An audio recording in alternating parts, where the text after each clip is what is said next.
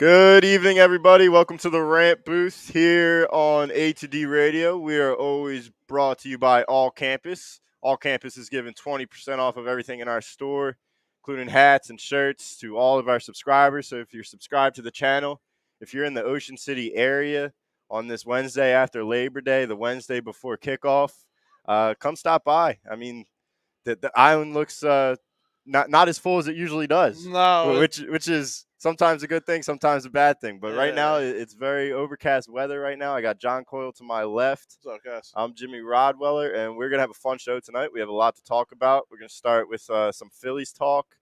Before we get into some Phillies talk, though, let's just tackle the poll real quick. Yep. Poll of the day. The Eagles will have to run as much as they did last season in order to have a successful season. I'm going to disagree to this poll, and I know I think based off of what I've heard from the Delaware Valley, it's pretty much split down the middle. I think a lot of people are saying you can't give Jalen the playbook. You can't open up the playbook for him. You can't give him the ball to throw. You have to run as much as he did last year in order to win football games. And if you're throwing 40 times a game, we're not going to go anywhere. Yep. I think it's bogus. I think you have to open up this playbook. You built this roster to throw the football, and it's time to give Jalen the key. It's time to see if he's the quarterback for this offense. And if he's not, then the season is – we're still going to have a good season, in my opinion. Right. It's just we won't go as far as we think we will. Yeah, and I'm actually going to agree to it, but I'm agreeing to it in a different manner. I'm going to go with the new modern style of running, all right, which in the NFL is not sitting in your I formation. It's not sitting with the fullback behind you. It's not even sitting in a single back formation anymore. Mm-hmm. It's literally shotgun pitches. It's what Chip Kelly introduced to us. Correct. Well, it's what the whole NFL's doing. Well, Chip Kelly did it 5 years before before he should have done it. Yeah. I do think that is going to count as passing yards for Jalen, but it's really a running game. It's a form of our running game, right? Doing bubble screens. That's going to be a form of our running game, and I do think it's going to be a big part of it. Doing regular screens, I think it's going to be a big part of this offense this year. So I'm agreeing to it, but I'm disagreeing to it. Like, it's going to be a passing stat, but it's going to be a form of the new modern day running game offense. No, yeah, I hear you, and I agree to it. But I just want to get your feel on to, do we need to limit the playbook on Jalen? Like, if we're down a touchdown, if we're down by 10, right, 3 minutes left in the third quarter, you're going to need to throw the football. Yeah, and we're in trouble. You think we're going to be in trouble? Yeah, we're in trouble. I don't think this is a team that's not going to come from behind too often, right? We need to be that horse that starts fast and carries it the whole game, right? We need to, from gate to gate, bell to bell, whatever they want to say. I don't think we're going to be that guy who's going to get down 2 touchdowns and catch up. I don't think we're built that way. This team's just not built that way. The offense ain't built that way. But they should be, because they have Devontae Smith, A.J. Brown, Dallas Goedert, and the best offensive line in football. You say that, but you can't be built that way if you don't have that one chip, the main chip. Okay. Right? So Howie Roseman and Jeffrey Lurie, you didn't get that main chip, so you got to understand that team, you didn't build the team to be that way. All right? If you went out and got the arm and didn't have the receivers, guess what you'd still be doing? Right. You'd still be throwing? No, you'd still be throwing. If you have a quarterback that can throw the ball, you're going to throw the ball. Yeah. All right? We don't have that. It just is. We don't have it. So Jalen Hurts is going to be what Jalen Hurts is. Yeah. Chucks disagrees to the poll. Hurts is going to have to continue to improve as a passer in order to prove he's the future franchise quarterback. If he can't show he can be a good enough pocket passer, then he's not the guy. The Eagles aren't going to be a run-first offense. Lurie and Howie won't let that happen. I mean, I was agreeing to everything Chuck just said up until the last sentence. Right. I think they gave Nick Sirianni the keys. I do. I agree with you. To this football team. He is the president of this football team. It's going to be his way or the highway. Right. Is that what it's called? His way or the highway? Yes. That's exactly what it's going to be. And I still don't know what Sirianni's going to do. Obviously, I think Sirianni wants to throw the football. He's a wide receivers coach. Yep. He's a wide receiver. All of his brothers were wide receivers. They want to Well, he throw also the came from football. that coaching branch Yes, he of did. throwing. Yes, he did. And he didn't come to Philadelphia to adjust his playbook for 2 straight years. Like No. I feel like they made a playbook that's going to be a pass first offense with the RPOs. Right. Now that's going to be up to Jalen whether he reads it the right way. Or he could do it. Right? Let's just be fair. If he can do it, right? Yes, reading's a part of it. Arm strength is a part of it. Timing's a part of it. There's a lot of pieces that go into to how you manufacture a passing offense. I don't think Jalen Hurts has some of those pieces. See, All right, I think he does because he has 2 really, really good outside wide receivers in A.J. Brown and Devontae Smith correct. who could run any route on the route tree. Yes, they can. The fact that the only part that you need to add to that is Jalen just needs to go through his reads, and if Devontae got out of his break slow, get out of that get out of that first read, check it down to Goddard, check it down to Kenny Gainwell, check it to a running back. You don't always need to dart to the right, and I think if he proves that he doesn't do that in the first few games, right, I feel like this team is golden, and you can continue to progress this offense as a passing offense because that's what Howie and Jeffrey want to be, and I think that's what Sirianni wants to be. That's what Steichen wants to be. 100%. Yeah, that's what they want to be. Listen, you're talking about Devontae and A.J. Brown, how they can run routes, and they're crisp route runners, and they have the whole tree available to them. They do. All right? They can run a perfect in route, a 10-yard in route, and Jalen Hurts doesn't throw the timing correctly. A defensive back will make that up, right? If he doesn't have the timing correctly, a defensive back will make up a good route runner. But that's something you can improve as a quarterback. I know people say You're that right. you can't improve on your arm talent. Your arm talent is what it is. Correct. But you can improve on those little mechanics right there in the timing of it. A.J. Brown's been his best friend for how many years now? Yeah, since college. They've been best friends since college. I mean, I think Jalen is A.J. Brown's godfather or child's godfather. Right. Like, they have that chemistry. They have been playing a lot of football together. And I think that Jalen's going to get the timing. I think if Jalen Hurts does one thing this year, he will improve on his timing. Okay. I don't necessarily think he could, like he could, but out of all the things, it'll be timing. It won't be going through his reads. It won't be not darting out to the right. But his timing on his first read, I think that's going to be improved. Right. And if it's not improved, or if he sees that it's not open, or if he sees it late, that's when you drop it down to Goddard, and that's how you could get past defenses like the Bucs. Do you think he has right? There's 2 different timings, right? There's between the 12 yards, the first 12 yards of the scrimmage timing, and then there's 15 plus. Do you think he improves on that 15 plus to where he's really got to see it 3 seconds before it happens to throw that 40-yard pass? See, I think he is a solid, like he isn't the worst deep ball passer. Like I No, think he's not. He has it in him to throw the deep ball. I think what we've seen the past season and a quarter is he was just flustered in the pocket, right, and he was kind of just flinging it out there like a Hail Mary-esque. Now, if there's plays designed for him to just go for the go route, go for the Cadillac, go for whatever you want to call it, if it's designed in the play and he's going to do it, he has proven to us that he can throw that deep ball. He's done it to Quez Watkins multiple times. He has, yeah. But we also seen him throw it late. Oh, yeah, for lot. Sure. But going back to your original question, he needs to improve on those 12 to 16-yard routes. That's what I think it is. I think it's the 10 to 15. Those comeback routes. Yep, the comebacks, the slants. Those far in routes. The outs. The hashes. The outs. Yes, the outs. Yeah. The far hash outs. Yep. But, yeah, we'll get into that. We got Phillies on right now. They had a rough road trip. Very rough road trip. And the only positive that came from that road trip was Bailey Falter got the only win. The guy who's going tonight, right? And he's going against Big Sandy. Yeah. Big Sandy Alcantara of the Marlins. Another Cy Young winner, probably. Probably candidate, yeah. I'm trying to think of somebody else. Do you think he's going to get it? I don't know how you don't give it to him. I mean, he's a literal horse. Right, he's a literal horse. I don't know what his record is. I know he's below 500. Yeah. Right? But I'm not 100% sure what his overall record is, But everything else, I think he leads the league in strikeouts. I Yeah, think he leads the league in innings, complete games, shutouts. He's got to be up there in ERA. Like he's just yeah, he is the modern day horse, like you yeah. said. Well, it's not going to be Scherzer. It's not going to be DeGrom because they No. haven't played enough. Maybe got Gonsolin in LA. I don't know if I, he fell off since the All Star yeah, break. he has a little bit. I mean, he's probably the only other candidate I would Yeah, say. there's I don't nobody on the Braves. I don't think Fried had an know. unbelievable year.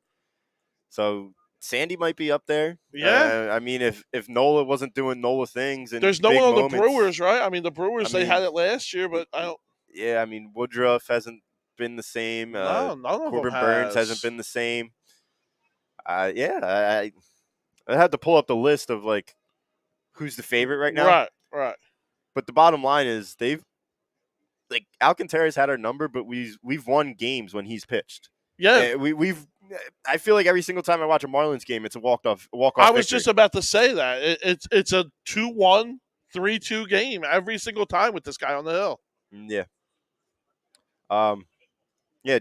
Gene Segura, big hit last night. Oh, Uh. huge. Love the emotion. Oh yeah. The bat almost went further than the ball. I was just it went higher. That's for The sure. bat went higher than the ball, and it almost went further than the ball. I love Gene Segura. So do I. It is a shame because I don't think he is going to be here next year.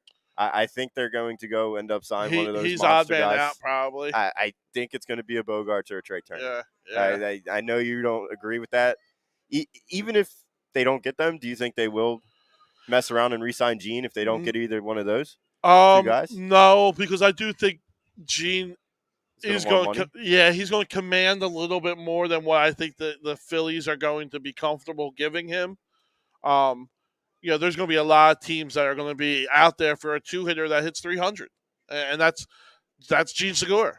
I mean, he's a professional hitter. He's a professional hitter. Yeah. I just don't think that we have the money to keep him here and then to fill the other holes that are needed, right? Yeah. Unless if we go out and get a superstar, right?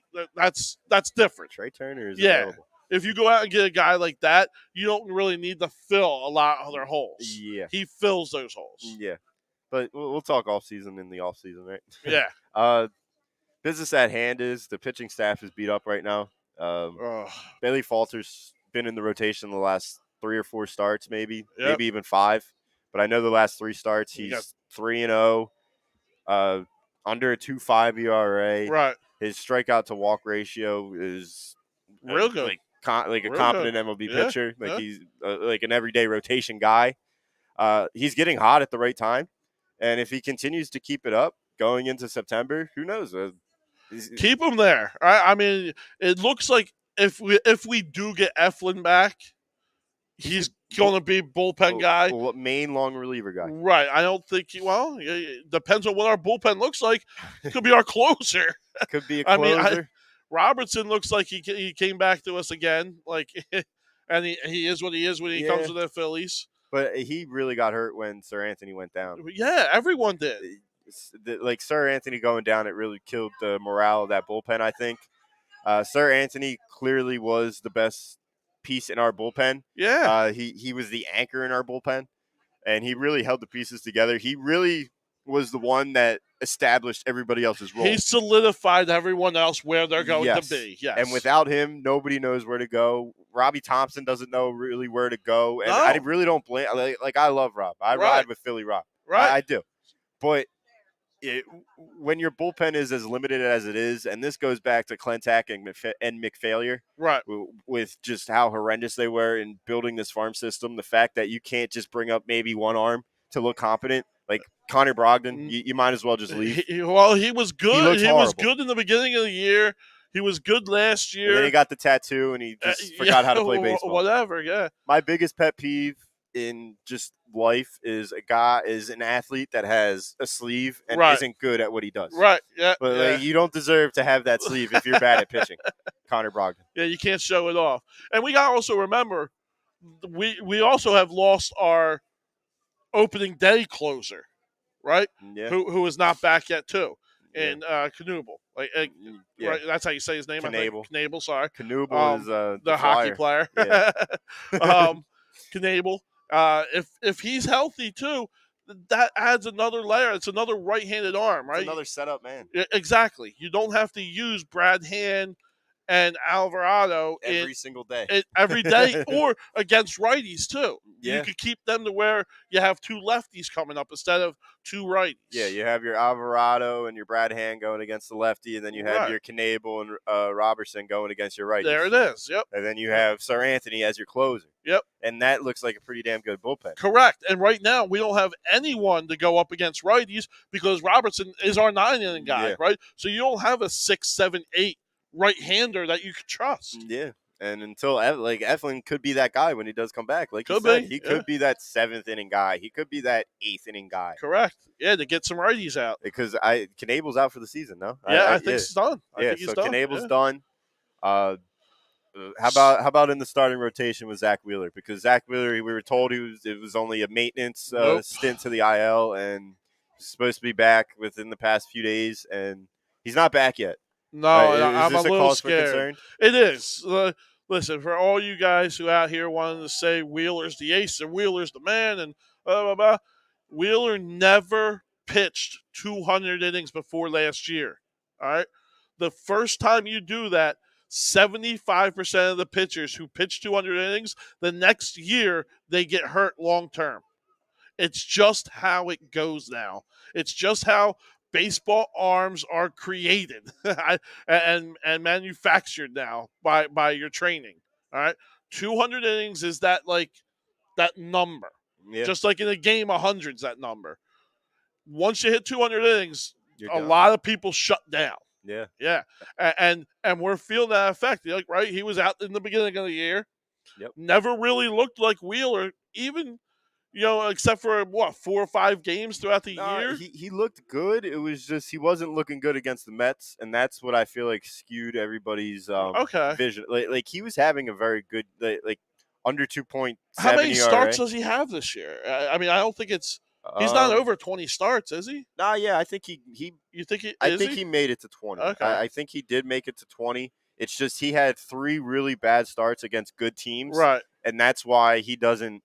He isn't the Wheeler of last year. In the words of the way he's performing. I'm not talking about injury. Put injuries aside. Right. But the way we're viewing Wheeler right now, our vision is skewed because of the 3 bad games that he's had against good teams. Yeah. 2 of them being the Mets. Yeah. And to me, it was just Wheeler is a great pitcher. I just don't put him in that ace category because of the fact he can't do it consistently year after year after year. Right? I know Aaron Nola can. Aaron Nola has. Yeah. People want to give him crap because of his record. That record does not reflect how good he has pitched in the past 3 years. Yeah. It really doesn't. So Zach Wheeler, 23 games started. Okay. 15 quality starts. Okay. Whatever that means. 6 innings plus. Yeah. Right. And you give up 4 or less, I think. Yeah. Get a certain yeah. Right. 11-7 record, 138 innings, 3.07 ERA. Yeah, I mean, 140 innings. That's just you can't be a top of the line starter and give me that. But that's his career, right? He's never been a 200 inning guy. Yeah. He also has I don't know where the strikeouts are in this. Well, I'm sure he's always up there. But he's up there with Nola. I mean, Nola just reached 200 for the 4th season in his career. So I mean, Nola's a pretty damn good pitcher. Zach Wheeler has 148. Okay, I mean that's more than an inning, a strikeout an inning. That's good. Yeah. So just to finish it off on Wheeler, I think he will be he'll be back before the wild card series. We'll talk about the wild who we think is we're going to be playing, who we want to play in a few minutes. But I think he will be back for that game 1 start. He might get a rehab start in Lehigh Valley before their season ends. See, I think hopefully. He's game 2 start. I think you got if you could save Nolan for game 1, Nolan's got to be your number 1 starter. That's just how I feel. I think Wheeler. I can't trust him game 1. I just can't this year. Yeah. He'll be back. He'll be back for that game 2. I hope so. I'm almost confident to put a bet on it Okay. that he will be back to start that game too.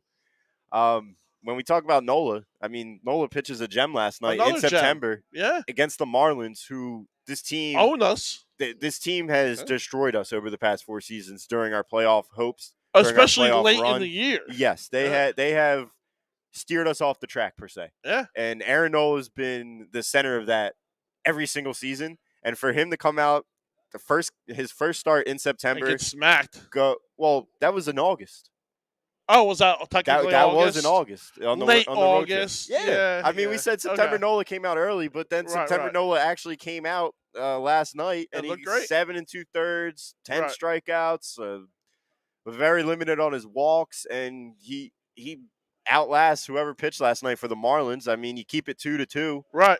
So Nola has a wonderful game yesterday in September. That's the first time we've ever seen that in his entire career, and it's against the Marlins, who's destroyed us. Yeah. So I feel like that's very promising. By the way, if we do end up getting the Mets, if the Braves win this division, which I think the Braves are going to win this division, as I predicted all season, the Mets will collapse. Right. And here it comes. Scherzer goes on the IL, and they are almost burnt toast, in my opinion. I agree. I mean, please give me them, in the first series. Please. Even if they maybe even heat up a little bit from what they're doing right now, with that. I am so okay with getting the Mets because their lineup is ice cold, as I predicted. Alonso looks like Rhys Hoskins right now. Yeah. Marte is slowing down. Lindor's cold. Yeah. Like, they are all cold, and they are all cold at once. Right. So bring me the Mets. It's what I've been. That's the number one team I want. I don't want to see the Cardinals. I don't want to see the Dodgers. We're not seeing them first round, but I don't want to see the Padres. Give me the Mets. They're definitely the number one team. Yeah. Yeah. So, I mean, opening game. We had a post game. It was me, Tom, and I think Uncle Sweeps was there. And the first thing I said, or during the show, I was like, "Yeah, bring on the Mets." Like, I don't care what their lineup looks like. At the end of the day, their franchise is as bad as our franchise. I agree. And when it comes to a clutch series, when it comes to a series, when it means something, it seems like we always have their number. Everyone always has it. It seems like they fold, right? The same as us. Going down towards the end of the year, we kind of collapse. They do it in the playoffs. They fold every single year in the playoffs, mainly because of injuries. Yeah. And hopefully that keeps continuing. Like you said, Scherzer goes down. You don't know what that's looking like. Their lineup has just been ice cold, like you said. I mean, blown out by the Pirates. But blown out. 8-1 the last time I checked. Yeah. I think I saw 8-0, I think, but 8-1 was the final. Yeah. I just don't understand how Rhys Hoskins can't dig a ball. Is that what happened there? I love Rhys. I love him as a clubhouse guy. He's probably the team leader, one of the team captains. He is. But he is. But it's just big league plays that he just never seems to make. He's limited at what he is. I mean, again, you can't change a guy to what you want him to be or what you think his potential is. At some point, you are what you are. Yeah. He's not a good defensive player. It's just, that's it. Yeah. So hopefully Falter can get out of this, because whenever people get on base against Falter, that seems to be the beginning of the end of this guy. Yeah. So first base runner on from an error. Let's see what happens. Who was the error on? Was it? I don't know. Was it Rhys or Bohm? I don't know if it was Rhys or Bohm. It doesn't. Either way, both of them got like. I feel like Bohm has he's definitely improved significantly since the beginning of the year, since his woes really occurred when he said he hated this place. Correct. But I've also seen him make fantastic plays as well. I've never really seen Rhys Hoskins ever make a fantastic play. I mean, he's made he makes the routine scoops. He makes the routine plays. He's never going to dazzle you with a web gem. It's just not him. Yeah. Ryan Swope says Mets players that scare him the most are Nimmo, McNeil, and Marte. They are on-base machines. Nimmo's the one, right? And I despise that guy. But he is, if we have any center fielder, I want Brandon Nimmo. The guy he is a heart and soul player. He just plays the game the right way. Yeah, I'm out on a gym class hero. I love him. I absolutely love him. Yeah, I hate him. Oh, I hate the face. I hate him, but I love the way he plays. Nah, I hate the face. I hate his sprint to first base after a Ah. walk. I hate the gym class hero, the teacher's pet. He kills us. He kills us. I get it, and that makes me hate him even more. Yeah. But I despise Brandon Nimmo. I love Jeff McNeil. I love McNeil. Yeah? Yeah. I mean, McNeil's a pure hitter. I would take McNeil. Yeah, McNeil's a pure hitter. You want to talk about a guy that I would take at second base next year? Yeah. McNeil, I think he's a free agent after next season. Next season, right. But he's a guy. We got first and second. What, we get a walk there? No, hit past shortstop. Yeah. And we're facing Rogers. Yeah, we usually beat up on Trevor Rogers, so that is a good sign. But Bailey Falter needs to get out of this right now. Like we need a double play, maybe strikeout action. He's not the man, right? He's been hot lately. He's the. Yeah. Yeah. Yep. He is more worthy of the Thor nickname than Syndergaard. Yeah. Yeah. We got our first. Oh, yeah. There he is. We got our first ranter in there yelling at the game already. There's another guy with a half sleeve. Yeah. Get over yourself, bro. But I do like him more than Syndergaard. I'm so out on Noah Syndergaard, it's not even funny. It's not like I apologize. All we do is win. I apologize. No, not really. Not recently. Wow, not since right? Ever since he skipped that Mets start, he looked like Christopher Sanchez and Bailey Falter had a baby together. That's what Noah Syndergaard looks like since he avoided the Mets. I'm so out on Noah Syndergaard. You're right. He doesn't deserve to make this roster come playoff time. No. He does not deserve to make it. I'd much rather have Bailey Falter in there. He'll make it, but I don't want to see. Yeah, I don't want to see him on the hill. Put him in left field. Yeah. We need somebody in center. See if he can play left or center. Like I'm so out on Noah Syndergaard. Yeah, listen, we hang our hat on two guys, and one of them is a big question mark right now in Wheeler. But that's it. We got two guys. I like Ranger. I know he had a rough you start. You can like him, but I mean, he's not. You put Ranger up against Walker Buehler. Who you taking? You put him up against Dustin May. Who you got? Yeah. Burns. Who you taking? I mean, Ranger tends to compete with those guys, though. He's shown it over the past 2 seasons that he has been able to compete with those high-level guys. He won't be the favorite, I'll tell you that. He won't be the favorite, but I like Ranger Suarez. I like him as a 3. If you tell me Ranger Suarez versus Chris Bassett in Citi Field, the Mets will be a favorite. The Mets will be a favorite, yeah. But I have faith that Ranger can pull it off. I'm not saying he will, but I have more faith than Aaron Nola. No, stop it. In a game 3? In a game 3. In a game 3 when everything's on the line. No. I have more faith in Ranger Suarez than Aaron Nola. Now, you give me Aaron Nola in game 1. Philadelphia fan through and through. You give me Aaron Nola in game 1, then yeah, I'll give that to you. I think Aaron Nola is the best option in game 1. So you don't want our best pitcher on a closeout game? No, because he hasn't shown me that he's the best pitcher in the best moments, in the biggest moments.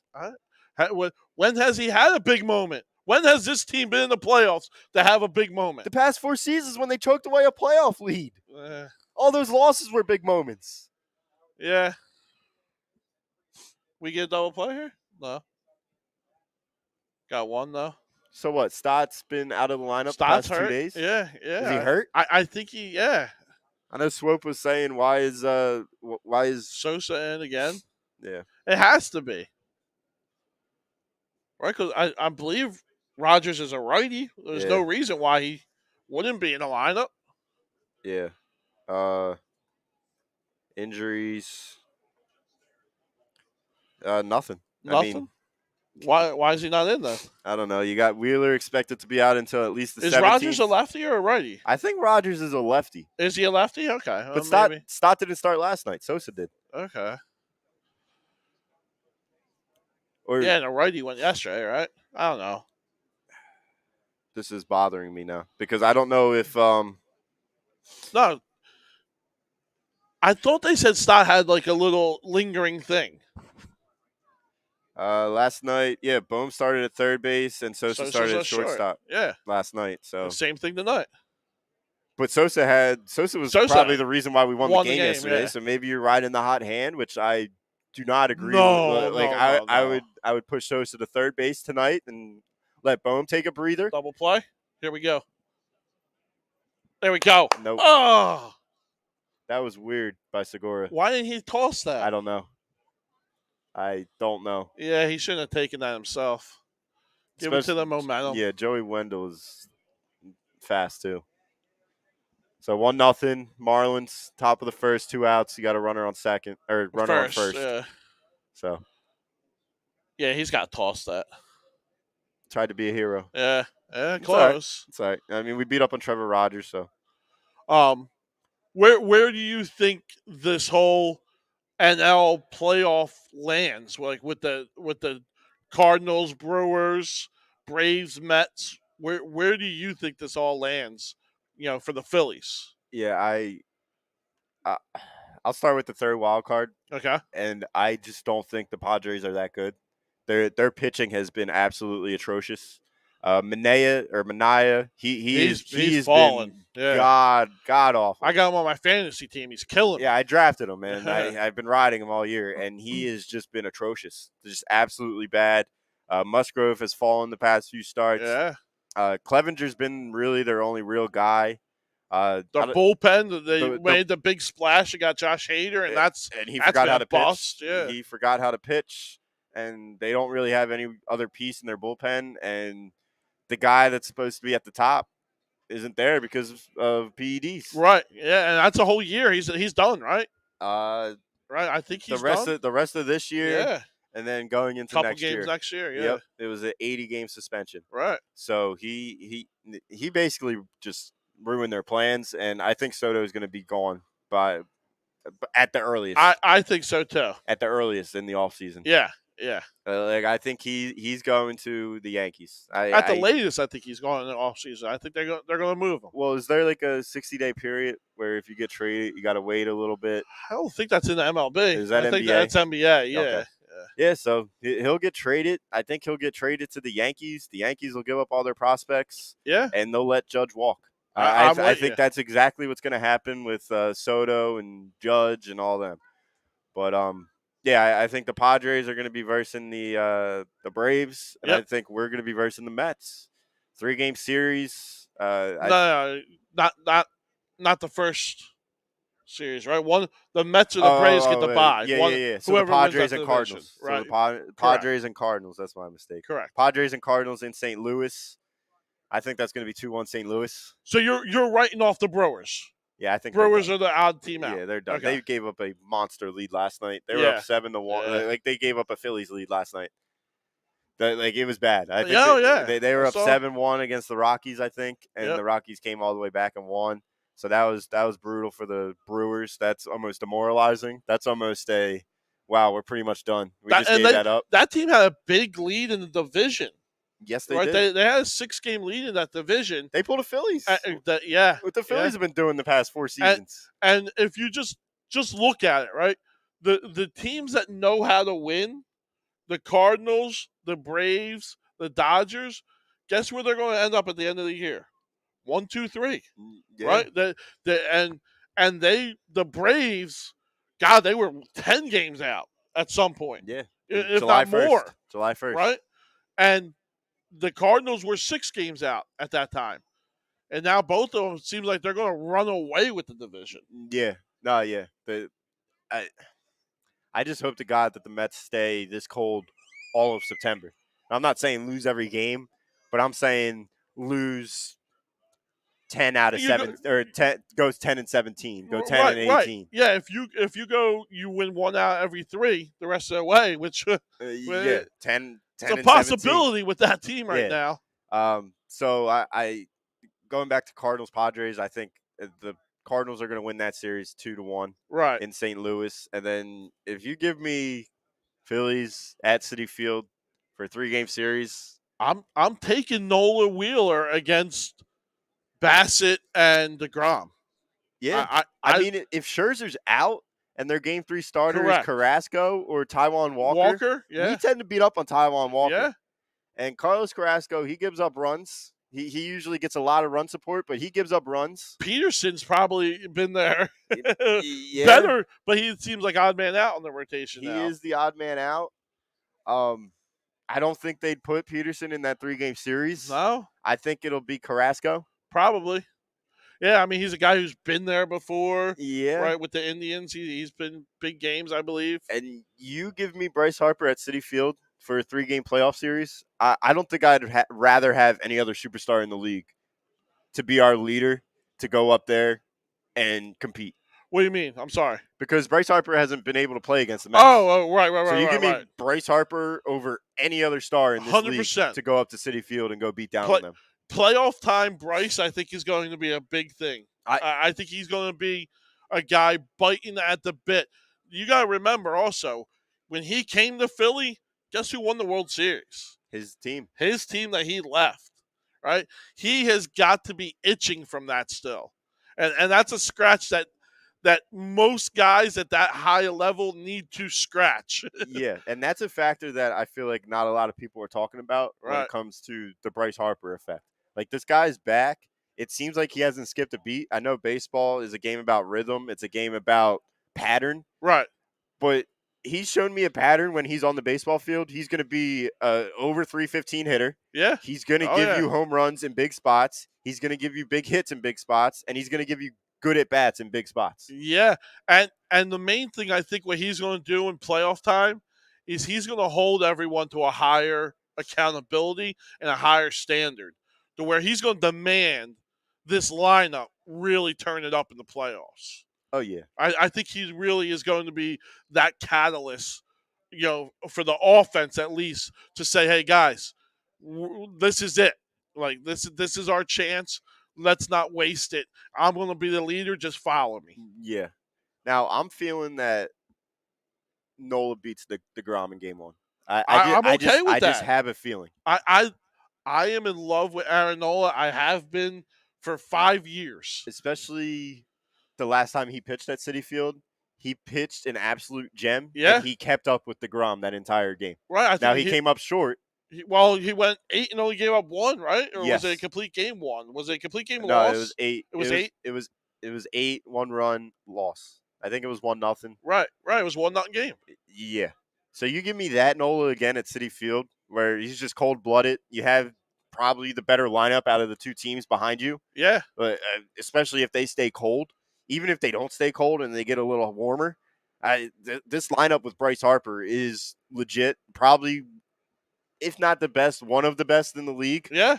And the other factor is, if we have Sir Anthony, I love our bullpen more than I love the Mets. I think Diaz is just a ticking time bomb in big situations. I don't think he can handle it. You saw it with last year. Right. In July. Cannot handle big situations. When it was anybody's division in July last year, when we swept them out of Citizens Bank Park, 4 games, where Bryce hit a just laser to dead center field, hit off the wall, and he pointed up in the air like it was a routine pop-up. Correct. I remember that. That is, whenever I see Edwin Diaz, that is what I think about. That's the moment you think? Yeah. Because I've seen that more times than not. Yeah, Diaz just collapsed. He's not a big time closer. He closes meaningless games. I know you're a big guy on big moments. Stars need to be big. I don't think he is. I think he'll collapse in big time moments like the playoffs. Yeah. Now I know he did when they pulled the trumpet guy out when they were playing the Dodgers. He did retire Betts, Freeman, and Turner in order, but ever since then, this team has been a choke job. Yeah. Ever since that national media moment, ever since they were put in the spotlight, they have choked and choked and choked. I despise that song and that music, but I'm in the playoffs. I'm not afraid to hear it. I am not afraid to hear it. I'm not afraid to hear it. If you give me Reese, Bryce, and JT, I'm taking our chances down 1 run all day. Yeah. I don't want to say Reese. If you give me, Schwartz. All right. No, I still don't understand why Reese is in the top 3. I feel like he sees pitches. That's what it is. He sees pitches, but I just feel like he would be much more effective in the 7-hole. Like, bring Gene to the 2-hole. I'm with you.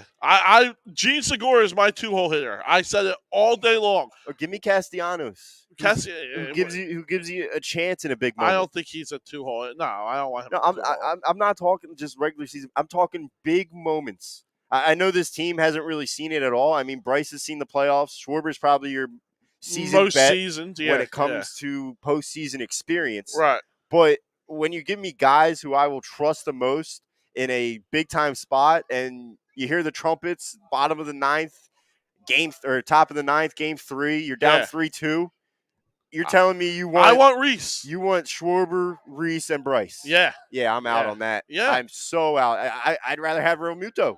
I'd rather have Gene. I'd rather have Castellanos. I'd Yeah. rather have Bryson Stott. No, stop it. Stop it. Stop it. Listen, your leaders have got to lead in big moments, or you're not going to win, right? And we know Schwarber, especially power versus power, a Diaz versus Schwarber. I'll take Schwarber.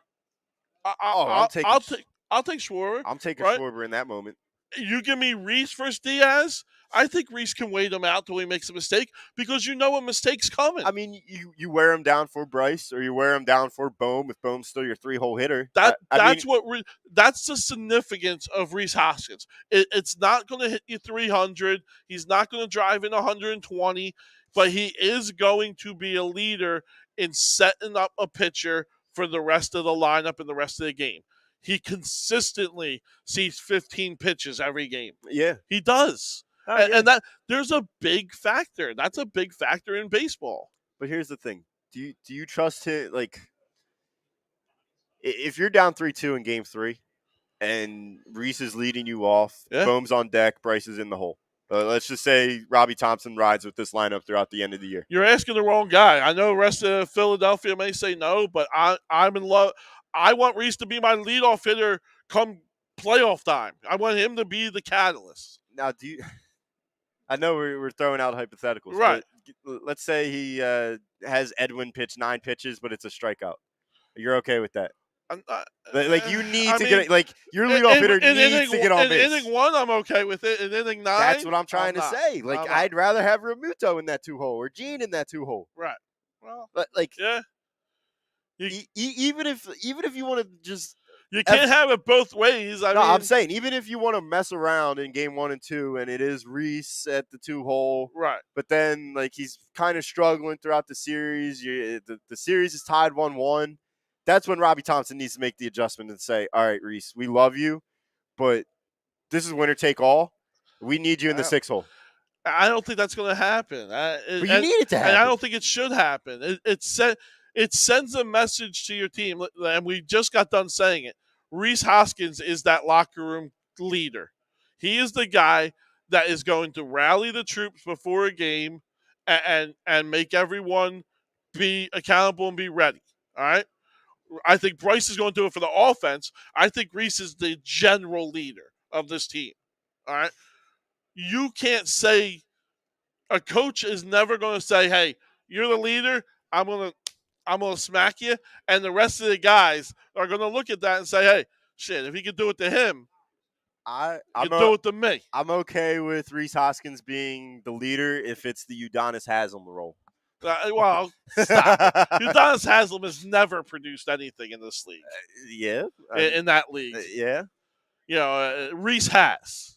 Yeah, I mean, he had a good rookie year. He had a good second year. He had a good 3 months. Right. He had a good 2 months. When did he get called up? August? And he's not bad. You act like he's only hitting 10 home runs. I mean, the guy's going to hit 30 home runs and have 90 is he going to do it in the big moments? How many home runs does he have in the 7th inning or later in his career? Know. I don't know off the top of my head. Yeah, I don't know. But just from seeing a lot of Phillies games over the past 5 years since he's been here, right. I have not seen a lot of big home run hits from Reese Hoskins. Or big hits in general from Reese Hoskins in the 7th inning on. Yeah, nothing comes to my mind that I can remember. But I don't know. I think it's a mentality thing. I think it's just a way that you prepare, construct, go into the game thinking. Reese Hoskins is the guy. It's just that's what it is. He's our leader. He's our guy, and I gotta trust him, just like the coach does. Yeah. Now, I'm not opposed to possibly swapping him 2 and 5. I'm okay with that I too. like him I'm going to the okay with 5 that. hole, and I like I would be Remuto fine. sliding into the 2, like Ryan says. Yeah. I mean, you need speed at the top of your order.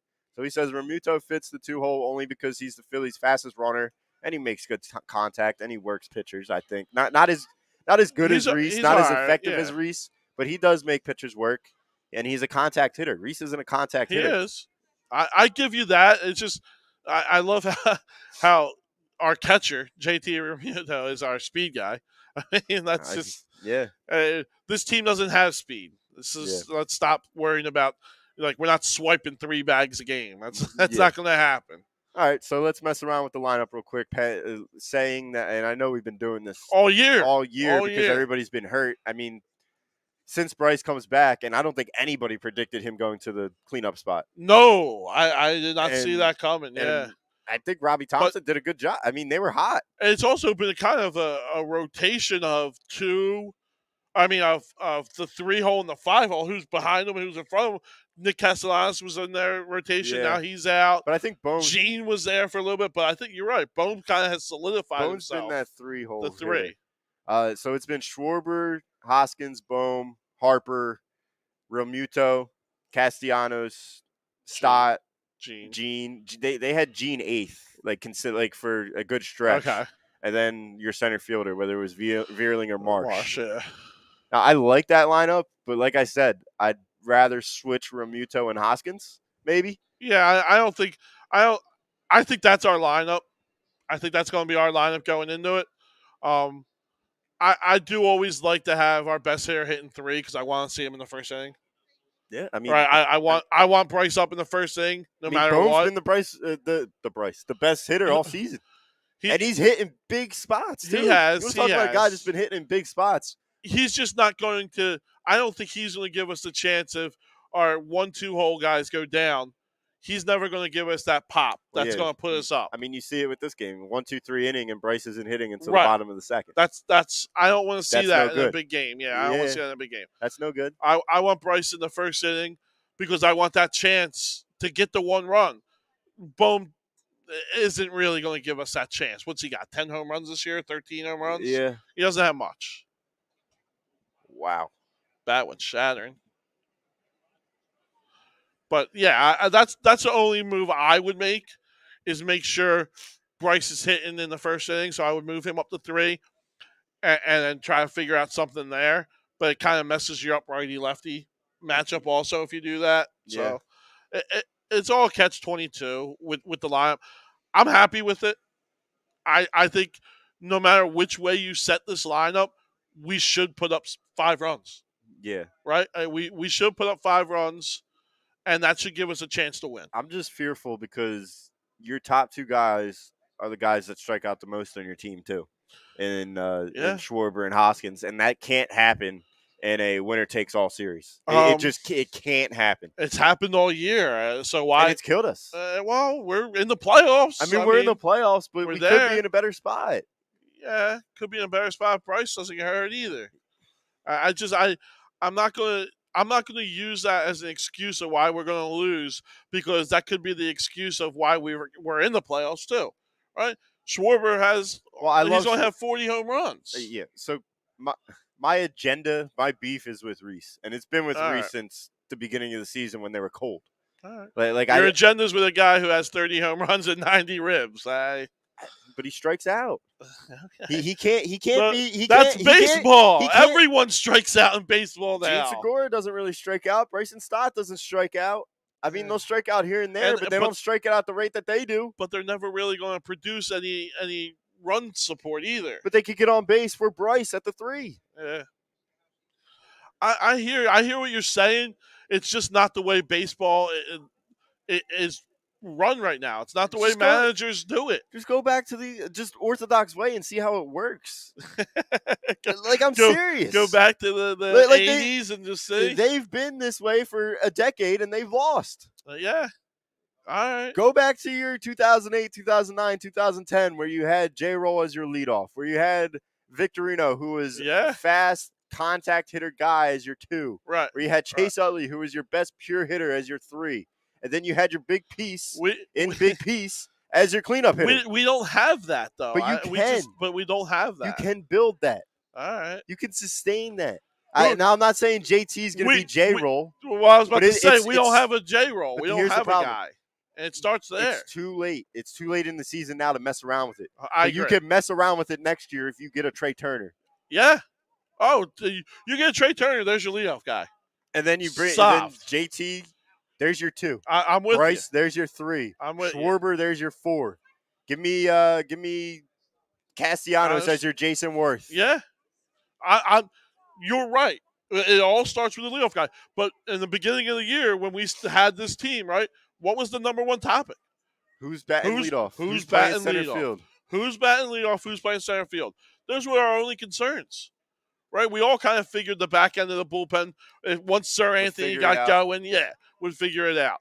We all loved our starters. It was who's going to be the leadoff and the catalyst of this team. That never got answered. I was hoping the trading deadline we would kind of get an answer for that. But we were in limbo to where we didn't want to make a big splash and get someone, but you had to do something. You know what I mean? Yeah. And injuries killed us too, right? Bryce sucking up that DH spot really, really puts a crimp in this lineup. Because Castellanos and Schwarber were not expecting to play every day. No. They were not expecting it, and I don't think they liked it either. No, and Reese, right? Reese probably thought he was going to get a couple DH days. Yeah. You know, he's been in the lineup every day at first. I can't really show sympathy for that. Like, you're a first baseman. I hear you. He's just not good. It's the easiest position in sports. There's still a lot of players are not good at first base. I think it's harder to play long snapper than play first base. Well, Reese doesn't have the glove for it. There's a lot of Pete Alonso's kind of he's not a good first baseman. I mean, he's solid. Definitely better than Hoskins.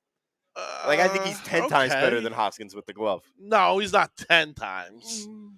I mean, he's okay. Yeah. But Schwarber's definitely locked up the leadoff spot. Has to. I want JT too. I want to keep Bohm at 3. All right. I like Bryce at the cleanup spot. If Robbie Thompson, if the city's just so hell-bent on keeping Reese at the top of the order, then fine. Keep him in the 5. Okay. And then you got Castellanos and Stott and Segura and Marsh. Yeah, I mean, you got a lot of the guys from 6 down that they can keep a game alive for you in the 7th and 8th. They need to produce. I just think the lineup's a little bit top-heavy in the production area. We need that bottom of the lineup to produce in big moments also. Well, that's why I would like Rhys Hoskins down there, because he could give you a home run every now and then. Yeah. More than every now and then. Right. I would love, I feel like Rhys Hoskins is the perfect 7-hole hitter. Like on a championship World Series team. On the Dodgers, okay, yeah. On this team, our lineup's just as good as the Dodgers lineup. Who are you batting lineup. ahead of them? I don't see it. Castellanos, Segura. I'm not Stott. You're putting Segura at 6 ahead of Reese? That's not going to happen. But that's almost like a 2-3. That's almost like a 3-4 guy. Not going to happen. Like, I was never a baseball manager, but if I were to ever build a lineup card, every single spot in the order, I would think of it as a 1-2, 1-2, 1-2. No, it can't be that. It can't be that way. If you have the guys like you do right now, you can. So it was a lot easier back in the 80s when it was, like you were saying, your traditional lineup, right? Your fastest guy, your contact guy at the top of the lineup, your guy that knows how to slice the ball the opposite way to go after that hole in your 2 spot, and then your boppers 3 and 4. Your best hitter 3, your home run guy 4, right? Yeah. Baseball's just going away from that. Analytics has just showed that the top 2 guys have more chances at bats per season than your 5, 6, 7 hole. So we want our big guys up there. The only and that's that's an analytics, and there's some truth to that. The only problem I see with it is these teams that have introduced analytics heavy, that have had some success with it, have never won. I mean, the Oakland Athletics have never won. Right. Well, they The never Tampa had Bay the talent. Rays choked away a World Series because of analytics. Yeah, Choked away a World yeah, Series because of yeah, analytics, yeah. taking Blake Snell out of that game, Same which thing. is still criminal. I mean, the Red Sox did it too. The Red Sox have done it. They've won, but they've also given it away too Yeah. because of analytics, leaving Pedro in that one series, Yeah. that one game. When the Nationals won, they won it the traditional way. They had their horses at the top of the pitching rotation. Yeah, When that's also a completely different line, right? When you have a Trey Turner and a Juan Soto and an Anthony Rendon, like it's your lineup's easy then, right? But We what's the don't difference have between that. and Jimmy Rollins and Chase Utley and Ryan Howard? Nothing. Those guys are special types of players. They're borderline Hall of Famers. Do we have, besides Bryce, do we have a Hall of Famer on this team? No. I don't think so. No. I mean, if JT maybe because he's a catcher, but if he played anywhere else, it's not even close. If he keeps it up and he wins World Series, then yeah, he'll be a Hall of Famer. He'll be up there, yeah. But it's only because he's a catcher. Yeah. Right? Any other position, he's not. I mean, I don't know. I look at Stott, and I think Stott can fulfill the Victorino role. He's not a switch hitter, first of all. He's not a switch hitter, but he doesn't have the speed. His approach at the plate, he doesn't strike out, and he's willing to hit the ball the opposite way. He is. Yeah, I think he could. I think he could be a decent two-hole hitter, but not right now. I don't want to see it this year. I mean, if you're not going to go anywhere anyway. The dude batted under 200 more than half the year. I mean, what are we doing? Hey, but once he got above, he stayed. He has. He has. What is he, 230 now? Yeah. No, I don't think he's that high, but he's turned it around. 223 maybe? Yeah, he's in the 220s, I think. Yeah. He's been hot. Mm-hmm. I give you that. Yeah. I don't want to see him in the two-hole. I'm riding with Reese. I am. I'm so out on Rhys Hoskins. I know a lot of the city is. A lot of people are out on Reese because he's been here so long and we haven't won and he hasn't done it. But he's not bad. Stott's at 231, 9 home runs. Okay. 9 home runs, 40 RBIs. So yeah, I mean, from where runs. He came from, that's a big jump. Yeah. I mean, Schwarber's slowly getting up from that 203 spot that he was flirting around with. He's at 215 right now. Yeah, he was under 200 for at least the first quarter of the year. Yeah. JT's not in the 240s anymore. He's at 273, 15 home runs, 70 RBIs. What's Reese at? Rhys Hoskins. 255? Rhys Hoskins is at 248 right now. 248? 26 home runs, 66 RBIs. That's not enough RBIs. Nobody has any RBIs on this team. I mean, you can't break 70? We're not going to have a guy that has 90 RBIs this whole entire lineup. None. Including Schwarber, who's going to have 40 home runs. What is Schwarber at? Schwarber's at... I don't think he's at 70. He's at 78. So is he at 78? He could get to 90. Okay. But it's borderline inexcusable that Rhys Hoskins doesn't have as many RBIs as he should. He's been healthy the whole year. He's been in a What's his on base percentage? What's his on base percentage? I mean, that's low too, I believe. Rhys Hoskins on base percent 340. That's high. That's very high. I was looking at it in the beginning of the season when he was at 315, and people were trying to tell me that he sees all these pitches and he's walking. Yeah, but yeah. I mean, he's always a top 5 in walks every year. Yeah, yeah. No, it's just he can't have those lackluster at bats when it comes Mets time. I hear you. And also, I say the same thing about Schwarber. I say the same thing about Castellanos. You can say it up and down the lineup. Playoff time, everyone's got to produce. Yeah. Everyone's got to hit. Just one last thing before we get back into the Eagles and around the NFL betting. I think Robbie Brinkman's going to be joining us for our betting portion of the show. Remember, everybody, we are the Ramp booth here at All Campus, 10th Street in Ocean City, New Jersey. We're approaching the off season, but it's still beautiful here. It's going to be beautiful tomorrow. It's going to be a beautiful weekend. Yeah. So make sure you guys come out to Ocean City, New Jersey. There's probably not going to be as many people as there usually are. Kids are getting settled back in school in the Delaware Valley. Yep. So if you can, make a trip back to Ocean City, New Jersey. It's a great place all year around. And make sure you check us out this weekend. We're All Campus, 10th Street in Ocean City, New Jersey. Yeah, and just so mentioned before we get into football, starting next week, we're going to Sunday mornings. Yes. All right. So we're going to be on pregame for the Eagles right here. That's the Vikings game, week 2 home opener. Correct. Is that Correct. Sunday night? I think it's a Sunday night night. game. Okay. Yep. So we'll be here Sunday morning. Yep. Don't have the exact time yet, but we'll get it to I you. think it will be 12 to 1. 12 to 1? 12 to 1. We'll take you right up to kickoff. Okay. So, yeah, I mean, we'll be here, and we're going to be talking heavy birds during those pregame. So we're very excited for that. One last thing on the Phillies before we get into Eagles. Yeah. We have Marlins, and then we have the Braves coming up, right? Marlins, poverty franchise Marlins again. I forget who it is. Okay. So we have 7 games where winnable, very winnable games before we go back to the Marlins. But before we go back to the Braves. Okay. So we got Marlins tomorrow night, Marlins Thursday, 3 home against Washington this weekend, and then 3 at Miami, and then the Braves. Okay. Are you just going all out for these next 7 games and then just kind of put it in the towel against the Braves so that they can win? No, I'm not doing that. No. There's no way I'm doing that. But I'm not. Listen, I'm as confident as confident can be that we're going to be a playoff team. I'm not going to sweat or get all bent out of shape if we drop 2 out of 3 to the Nats, or we look bad against the Nationals or the Marlins. Yeah. I think that the Brewers are playing themselves out of it more than what we need to do to play ourselves into it. So, me and the boys on Monday night, Sports Hounds, we looked through our schedule and then we looked through the Brewers' schedule. We predicted 17-12 for ourselves. Okay. And that means that the Brewers need to go at least 20-9. That's not going to happen. And we went through their schedule, and it wasn't going to happen. That's not going to happen. No. The way they're playing right now, there's no way they're taking 2 out of 3 every series. So right now, as of Monday night, our magical number was 17. Right. That's what we predicted. Okay. So they won last night.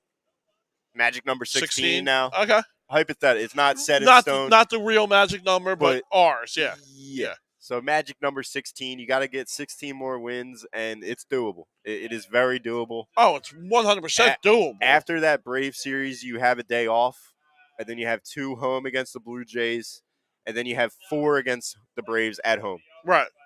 Yeah, I'm not too worried about it. We said we were going to go 3-3 in that 6-game stretch. Yeah, and that still brought us to 17-12. Right, and I'm okay with that. That would be fine. Yeah, so. Just get me in right now. There's so many injuries. Right, even the Dodgers, that pitching staff still a little banged up. Yeah. Right. I mean, listen. They're head and shoulders the favorite, but that pitching staff's a little banged up. The Mets are really banged up and cold. The Padres are just they're decimated. They're abysmal right now. They are so done. And then you got the Cardinals, who probably is my scare team. They are dark horses. They know how to win. I don't know how many times I gotta say it. That franchise is just a winning franchise. Now that being said, if we had any choice, I would love them in the NLCS if it came to that, over anybody Dodgers, else. Please. But you say all that with all the injuries and just mapping out what the playoffs would look like. Yeah. So it would be, say we get past the Mets, right? We would have to go against the Dodgers. Yeah, I don't want that. Well, I'm trying to avoid that, right? There's no way we can avoid it. I mean, yeah. Does it reseed after in the MLB, or is it just a bracket? I believe it's a bracket, but if we get in the last playoff spot, then it matches up perfectly for us. So we would play the Cardinals first? Correct. And then we wouldn't see the Dodgers until NLCS. Now, what would the Dodgers map be? The Dodgers would have to go against the Braves, right? Well, no, I'm sorry. The Cardinals. Okay. It would be the Cardinals, right? If we were to get the last playoff spot and we verse the Mets, we would verse the Cardinals. We would verse the Cardinals, yeah. Yeah. So we would verse the Cardinals in the wild card. The Mets and the Padres. Yeah. Mets would win that. Right. Let's say we win that one. Right. We win the. Then I guess we have the Braves. Yeah. We would take the Braves. Yeah. So either way, in the NLDS, we're going to go against the juggernaut. Correct. But if we could make it to the Cardinals in the NLCS, I'm very I would be confident happy. in a I would be 7-game happy. series. Yeah. Because yeah. their pitching rotation isn't that deep. No. And but, we beat up on them this year. Right. Again, I don't know what it is with St. Louis and Yadi Molina and Goldschmidt and Albert Wainwright, Pujols, Pujols. getting the 700. Those guys they just know how to win, man. Arenado. Yeah, they just know how to win. Carlson. Like, their lineup's good. Their lineup's deep. Their lineup's scary when it's healthy. But you want to talk about a team that hasn't been healthy all year when it comes to just those role guys, right? And Harrison Bader, and the cats like that. Yeah, I would love to face them. I would love to face them in any round. Okay, I would love to face them in St. Louis. I think they're my, besides the Dodgers, they're my scariest team that I don't want to face. Yeah, I don't want to face the Braves. I'm all right with facing the Braves. Yeah. If we could avoid the Braves, I would love that. Okay. So there's no avoiding everyone. We're going to be the underdogs in almost every series. Probably every game. Right? I would think so. So no matter what, we're going to have to win in the playoffs. I don't think anyone's going to lose for us to advance. We're going to have to really win games. Yeah. I mean, our pitchers are going to have to go tough. Yeah, our starters have to have an ERA under 3. Yeah. Have to. But we looked at it. I mean, they're 22-17 against the playoff teams right now, and that includes the Brewers. Right. But that excludes the Mets, who we are bad against. Because we are very bad against the Mets this season. But every other team, including the Brewers, were 22-17. Okay. We do not have a losing record against any of those teams. Right. And we're not going to play any of them again except for the Braves. Correct. We got 7 left against the Braves. Yeah. So. And again, I'm not too worried about the regular season. I think we have a playoff spot as locked up as I guess I could say with confidence. It's just now how do we match up playoff wise, and how do we align our rotation up the right way? Yeah. All right, let's transition into the Eagles. Just go right to the comment real quick. John, agree, but that includes Jalen. The O-line is primed for another big year in the run game. I think Miles could bounce back from a bad year now that this year's team have respect our passing game. I mean, you got to throw the ball in order for the other team to respect you. That's the problem. Right. And if you're just running at a 60% rate like you did last year, you're not going to win a playoff game. That's not going to happen. The Tampa Bay Bucks the Tampa Bay Bucks put out the template come playoff football time. Right. On how to beat the Eagles. Yeah, the format is there, right? They laid out the template of how to beat us, and I do think if we get in those situations, also like I said last week, remember our defense led up the first 2 drives to Tampa touchdowns. Oh yeah, right. That's going to put us in a hole. That's going to put us in a hole. Cal, put the awning up. That's going to put us in a hole completely if we have to come from behind. Yeah. We're not built that way. We said it earlier in the show. There you go. Jalen Hurts is not going to throw 300-plus yards. How many 300-yard games do you think he has? That's a good – I'd be shocked if he has 1. I think I'll have 1. I'll say 3. I really would be shocked if he has 1. If he's throwing the ball at the rate that I want him to throw the ball, I mean, what's the average NFL team get offensive play-wise in a game? I mean, like 70, 60? 60. 60 to 70? 60, yeah. I need you to throw the ball 35 times. Yeah, I think that's fair. I think that's fair. Every game. And I hope that the Lions stack the box against us just so I could see if the kid's improved. Because if he shows improvement in the passing game, right, and looking defenders away, looking those high safeties away, getting to his second read, and if the second read isn't there, checking down to a running back, and we win that game, and we win that game by 10 with the Lions stacking the box, I'm saying Super Bowl. Okay. Because you've proven to me. You've shown you can do it. You've proven to me growth. Right. You've proven to me that you can look past your second read without darting out of the pocket. Yeah, I think he can. I think that will be a development that he will have this year. And if he does it, we should run the ball more, right? Well, no. Like if he could get to his second read, we're going to throw the ball more, right? If he looks Is good, that what I said? No, you said running. I Right. meant throw. I Right. meant throw. Yeah, we'll throw the ball more. Yeah, I think Nick Sirianni, like you said, wants to do it. The team is built for it. So yeah, I think that's what will happen if we show that he can. I just don't think he's going to. I think we we come out against the Lions. Let's say we do have 65 plays offensively. If we throw for 42 of them, I think we take the L. I think that's a recipe for us losing. Well, if it's a close game and you're down by a touchdown throughout the whole fourth quarter and you're trying to catch up and you end up winning the game from the throwing, Oh, that proves a lot. that would say a lot. Yeah, that would say a lot. Which I think it could I happen. think the odds for that happening are astronomical. No, I don't think it is. Yeah. I think I'm a Jalen guy now. I truly think I'm a Jalen guy, and I have all the faith in the world that he will be able to just do the few things that I think he needs to do to Right. show us that he is the guy. He needs to convert on 3rd and long, Right. score in the red zone, and Not turn the ball over. Not turn the ball not over. turn the ball over, but not dart out of the pocket after seeing your first read is gone. So you want to take a guy who is a dart out of the pocket quarterback in high school, dart out of the pocket quarterback in college, dark out of the pocket in the pros, and this year you're saying, "Oh, I got you, AJ Brown. You're going to be better now."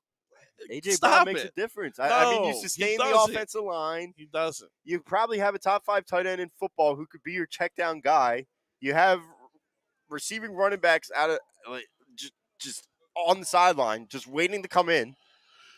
A leopard doesn't change his spots. It could be check down, and I'm not saying take the running game away from him completely. I'm okay with check down city, but you're still going to have teams stacking the box. You're still going to have teams doing that. If you're not stretching the field, teams are still going to bring the safeties down. Teams are still going to not let the linebackers drop as deep. And that's when you go play action, play action, play action. Let's see. There is no more play action in the NFL besides Tom Brady. But you could do it. I don't understand why people change what works. It worked for us with Nick Foles. Yeah, there was a different coach. It was a different coach. It was a different mentality. All right, and we got lucky. But we Nick got Foles real lucky. But when you have a quarterback that his strong suit isn't throwing the football, the run game helps, and then after the run game, play action. You establish a play action. Right, and that's what we have to do. Right, but what you said at first. You have to establish a run game. Oh yeah, I'm not so saying... now you got to decline to the poll. You got to disagree with the poll then. No, because they ran the ball an astronomical amount last year. I'm saying I don't want that to happen. I want them to open up the playbook for him. I want them to open up those 10-yard outs, those 15-yard outs to the sideline, to the hashes, so the comebacks. But doing that, right? If you're going to open up the playbooks in the passing game, what do you have to do? Take away the playbook in the running game. Right, you only got so many plays. You can't do both. My point is, every good team establishes a mixed variety in their playbook. Right, the Rams are a great example. Yes, they are very good at creating a balance in the run game and the pass game. Right, and I think Nick Sirianni is brilliant enough, competent enough to construct a playbook of that structure. Right. Now, I'm not saying you're going to be able to draw up the same passing plays, the same scheme, because you don't have Jalen Hurts isn't Matt Stafford. No, I'm not one of those guys yet. No, right. He may not. He probably will never be. But like you said, if you got 65 plays and you're throwing 35, running 30, that is a offense that this team can win with. Yeah. Right. We can win with that. If you're approaching, we're throwing 40.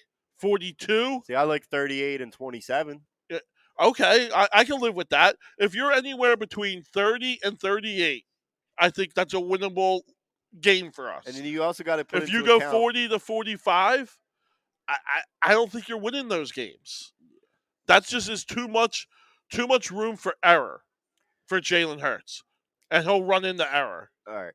So when it comes to Jalen Hurts, how often do you want to see him tuck it and run? And let's include design run plays in that as well. How many times a game do you think is like the I'm magical number? I'm Because you got I'm to. okay with 7 rushes a game. So that means your running backs are going to be touching the ball 20 times. Yeah, I'm okay with that. We don't have to We don't have a me. bell horse run. We don't Yeah. have one, right? Right. We all know that. Miles Sanders, he needs to get 12 to 14 touches, and then the other guys get 2 or 3 each. I think that's what it's going to be. Yeah. So Jalen Hurts last year, he had 4. He had 6 games last year where he had 10 rushes or more. He also had 5 more games of 8 or more. I think that's a lot. I think that that's a is a lot. lot. I think 7 is a good number to be at, right? Yeah. 7 is let's say you have 2 design goal line runs for him, and then you got 5 or 6 where he feels like he's in trouble. He's got to get out of pocket, right? Yes. I that's okay. I'm okay with that. So our 2 best games last year as a complete football team, week 1 at Atlanta and then at Detroit, right? Right. Those were probably our 2 The best games. the 2 weakest teams in the league, possibly too. Yeah. He did not have a rushing touchdown in either one of those games. He rushed the ball 7 times for 62 yards against Atlanta and 7 times for 71 yards against Detroit. Right. So it seems like What the recipe for success is. I don't know if you have it there, but do you know what the pass run ratio in those games were? Not off the top of my head. Okay. Yeah. All right. I would love to see what the pass run Yeah. ratio was at, because I would assume it was pretty high run, For a run 50-50. to pass. It was probably 50-50 or maybe even better for run. And that's what we did last year, though, right? We were more run than pass last year. I think that's going to change, but it needs to change in the right way. It can't be we're going to throw the ball 55% of the time and 25% of that is going to be 15 yards or more. Yeah. That's a recipe for disaster. Oh yeah, I hear you. I'll pull up the stat line for those games. Do you think Atlanta was an anomaly last year? Just because they did do. not. I think they're a lot better than what they portrayed in yeah. Wait, they're a lot better now than they were in Atlanta? I think they're going to be a better team this year. I do think Desmond Riddle will find his way to that starting job by the end of the year. Yeah. And I have a little bit of high hopes for him. I know that's Rob's guy. If he comes on, that's his guy that he loved. But yeah, Marcus Mariota, we know what he is. Yeah. All right. So he threw the ball 35 times in Atlanta last year. That's where we would need to be. had, that's the number we've been saying. And we had 31 carries. That's the numbers we've been saying. If you stay at that, we have a chance to win 13 games. So between 28 and 31 rushes and between 35 and 38 passes. That's where I want to be. I'll agree with that. Yep. Yeah, I'll agree with that. Just as long as you're throwing the ball more than running, I'm okay. Yeah, I think that to be a Super Bowl team, you have to be that now. And you need to be able to establish that passing attack. Yeah. Especially in the regular season where you need to warm up your offense. You need to gain that confidence that you can throw the football when you need to. And I'm talking specifically to Jalen Hurts at that point. Right. Like you need to build his confidence in the regular season. Yeah, you have to know in the back of your mind, if I have to go win a fourth quarter game, I can go win a fourth quarter game. Yeah. And I think his only fourth quarter victory last year was against the Panthers. And it was a running. I think he did it with his legs. It was off of a blocked punt. That's right. Yeah, they got the ball at Carolina's 32, maybe. Right. That may have been one of his worst games as a pro. Right. But then the Giants game happened. Listen, Jalen Hurts is what he is. See, I don't think he is. Yes, he is. He is what he is. But I'm telling you, I'm laying out what he can improve this year, and if he does improve in those 3 assets of the game, you think he still is what he is? 100%. Yeah, because there's one factor he's never going to be able to improve: arm strength. He's never going to be an elite thrower. He could be an elite passer. He's never going to be an elite thrower. There's a completely different Those two words mean completely different things. But we talked about it last week with Drew Brees. Drew Brees never really had the strongest arm. It's Right. just his timing was impeccable. And we also said the same thing about Jimmy G, who is a very good comp that we have for Jalen Hurts. And you have a team that he has taken to the Super Bowl and NFC championships, and they want to get rid of him because they don't trust in him. Like I just like that. That's what I'm saying. I think Jalen Hurts is going to be that guy, right? Where we can win with him, but there's always going to be someone that we can want that's going to be better. Yeah. It's just what it's going to be the rest of his career because he doesn't have that arm talent that every quarterback, every GM is looking for. Yeah. No, yeah. I hear you. We want to get into record predictions, maybe. Let's start off with the Detroit prediction because I forget if it was the beginning of the show or if it was off air. I think it was off air that we were talking about. You're a little afraid? I'm afraid. I'm afraid because I think that Nick Sirianni is going to want to play with his new toys. As he should. He should be allowed to feel that way, and he should be allowed to not call a game, but set up a game plan in which you're allowed to use your new toys. Yeah, I'm a little bit scared of that for the basis of that's. I don't want to put their defensive line is now their strong point in the defense. I don't want to see Jalen Hurts sitting in the pocket throwing 40 times. It's a recipe for a loss. And I think that's what Nick Sirianni wants to do. He wants to come out and say, look at what I got. I'm the smartest man out here. My offense is comparable to all the other great coaches out there, and I'm going to show you guys what we can do. And it's going to backfire. Yeah, I have the same thinking, only I think they're going to succeed in it. Okay. I don't think their secondary is that good. So you're telling me their week linebackers one, aren't that good? Jalen Hurts is throwing for 280 plus. Because that's throwing 40 times. That's what's going to get you. You'll get 280 plus. Should get 300. You're telling me a guy who has never done it before. He's done it. He's done it a couple times. He's done it in garbage time, though. Like, that's garbage time stats where he has done it. You think he's going to be that guy now? I think he's going to establish himself. He's going to come out and he's going to prove to the city of Philadelphia. It may not sustain, but he's gonna silence the critics in week one. I'm not saying he's going to keep it up, but he will silence the critics in week one. So he's going to give us false hope. Is that what you're saying? Well, that I don't know. Okay. I don't know. I don't know if he'll be able to maintain it. I don't know if he'll go back to his old ways. I don't know if he'll just stay average. I don't know if he'll stay slightly above average. Right. But in week one, I think he will give us a 30 for 38 stat line.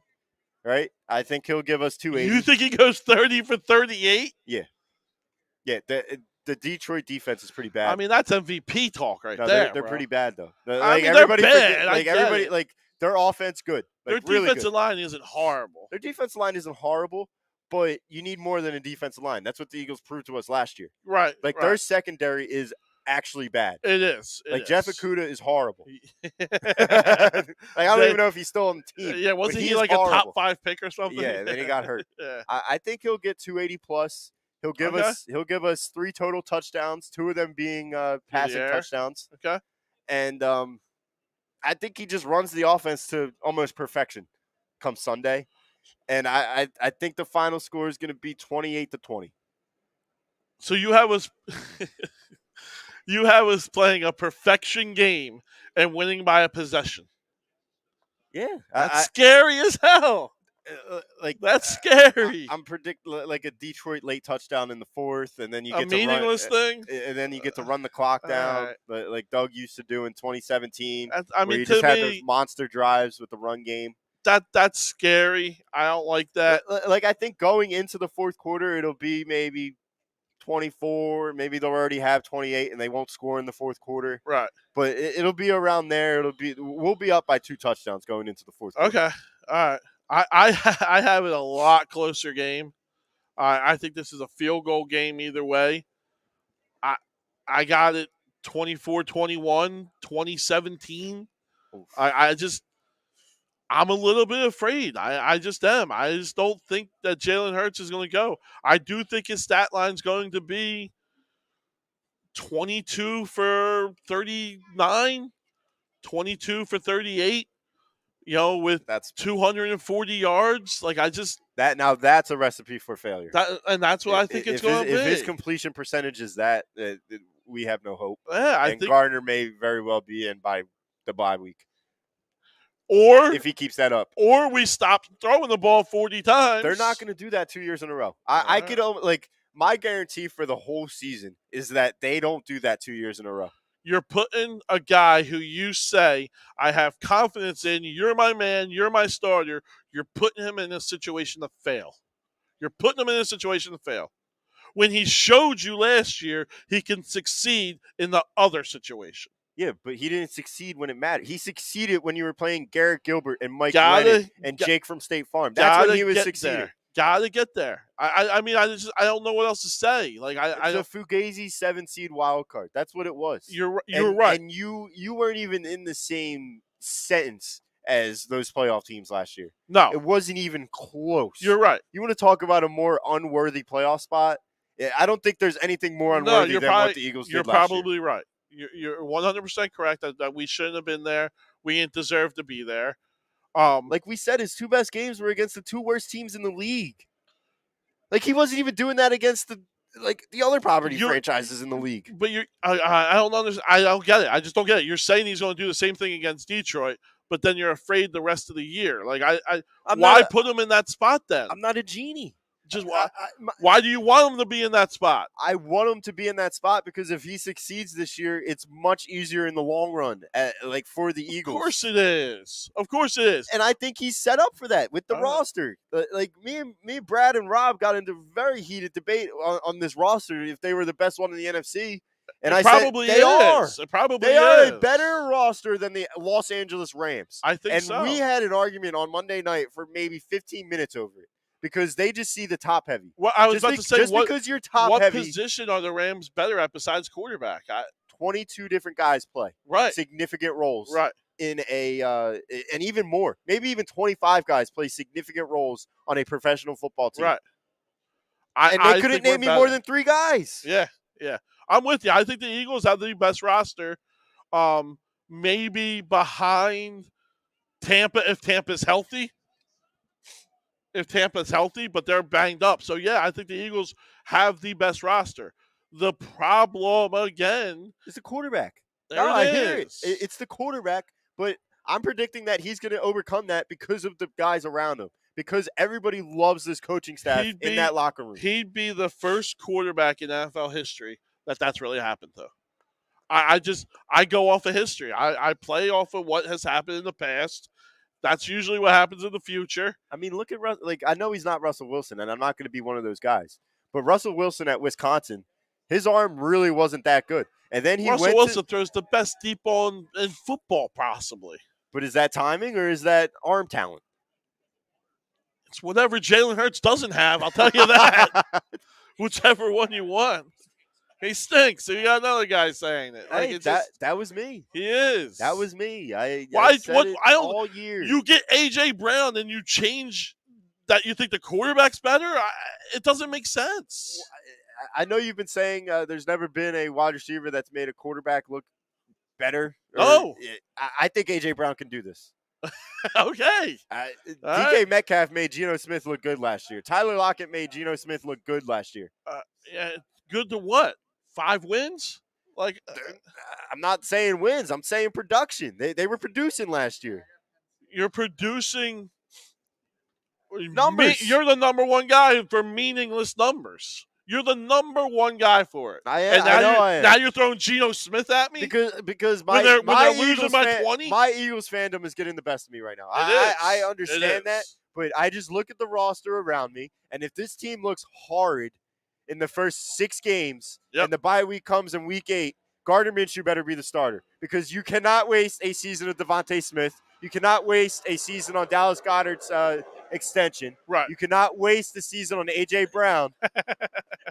if this team is 2-4 after week 6 and you have your bye week in week 7 and you were putting out your consistent game plan and your game plan was to throw the football, right. and we aren't succeeding,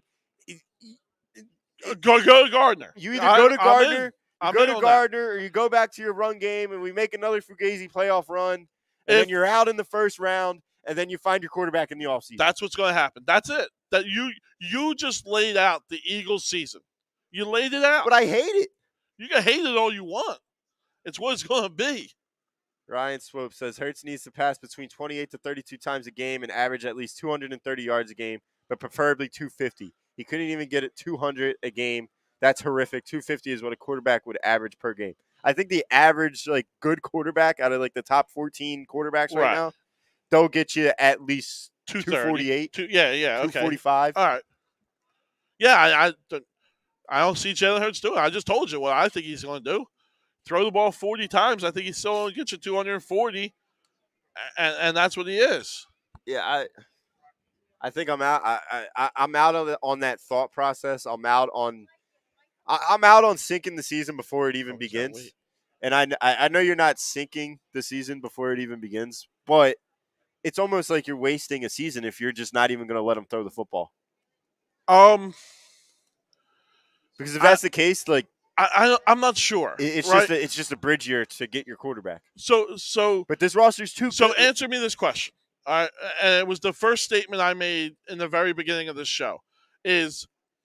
Are you okay with the passing game being our running game? Do you think we can win a Super Bowl with that style? No. Okay. Then Jalen Hurts is gone next year. The better teams come playoff time have an above-average defense. Okay. The Packers have an above-average defense. The 49ers have an above-average defense. The Buccaneers have an above-average defense. Way better, yeah. They will all stack the box. Then we're done. Then Jalen Hurts is not our quarterback next year. So then if that's the case, why not just open it up for him in the regular season against this weak-ass schedule? Go for it. And let him throw the football. And if he gets his success, if he converts on 3rd and long, if he scores in the red zone like Carson did in 2017 and we end up winning the Super Bowl with Nick. Right. He was converting on 3rd and long and he was scoring touchdowns in the red zone. That's what we need. And you can't convert 3rd and long by dashing out of the pocket every single time. You need to do it by doing those comeback routes. Yes. Throwing to the hashes. Yeah. Throwing those slants across the middle. Throwing the crossing route across the middle. Throwing the timing passes. Yeah. Yeah, hitting the windows. Yeah, you're right. It's not going to happen. Jalen Hurts will not be our guy, and that's how everything's going. I don't know what else to say. I really don't. He's not going to change. He's not going to get better. He is what he is. This team needs to be what it is. That's it. Yeah, but Ryan is seeking through my green goggles, and he's saying he's team Coyle tonight. I hear you. I mean, I've been Team Coyle. It's been Team Coyle, Team Rodweller for 2 years now. We've had the same perspective on Jalen Hurts. We have, but you give me 4 games before the season. You just said we have probably the best roster in the NFC. Not probably. I think we do. Yeah. That should equate to an NFC championship game. And I'm not even saying, all right, let me rewind that. That should equate to a home playoff win. Yeah, and it sucks. I don't know why this is, but the NFL is the only sport that this is, right? You could create the best roster like we have, all right, and have a very bad quarterback leading it, right? And your roster gets cut in half just because of that, right? Yeah. You got a roster that is garbage in Green Bay, right? Their defense is half decent. All right, but their offense is garbage. Offensive line very old, very hurt. Yeah, and their running game is going to get hurt. I mean, A.J. Dillard, maybe he turns out to be a good running back, but the wide receivers, they got nobody. Yeah, nobody. They got nobody. I mean, they got week 1 Watkins. But you know who they have? Aaron Rodgers. That makes them a playoff and a contending team to everyone in the world, including Vegas, including you and me. Yeah. And that's what it is. A roster cannot make a quarterback. A quarterback can make a roster. Hey, that's it. Jimmy Garoppolo. That roster made Jimmy Garoppolo. No, it didn't. It did not. Jimmy G is what Jimmy G is. Why did they lose? Because of Jimmy G. Well, Jaquaski Tart drops a for sure the game-ending interception. interception. Right. Okay. But Jimmy G can't make the throws in primetime. He had them, right? We all see it. He had the victory. Yeah. He went to Lambeau Field and beat Aaron Rodgers. Right. I'm not saying that a good roster can win, because I think the Eagles can win and will win. I got them winning 13 games. Did Jimmy G win that game against Aaron Rodgers, or did the 49ers win that game against Aaron Rodgers?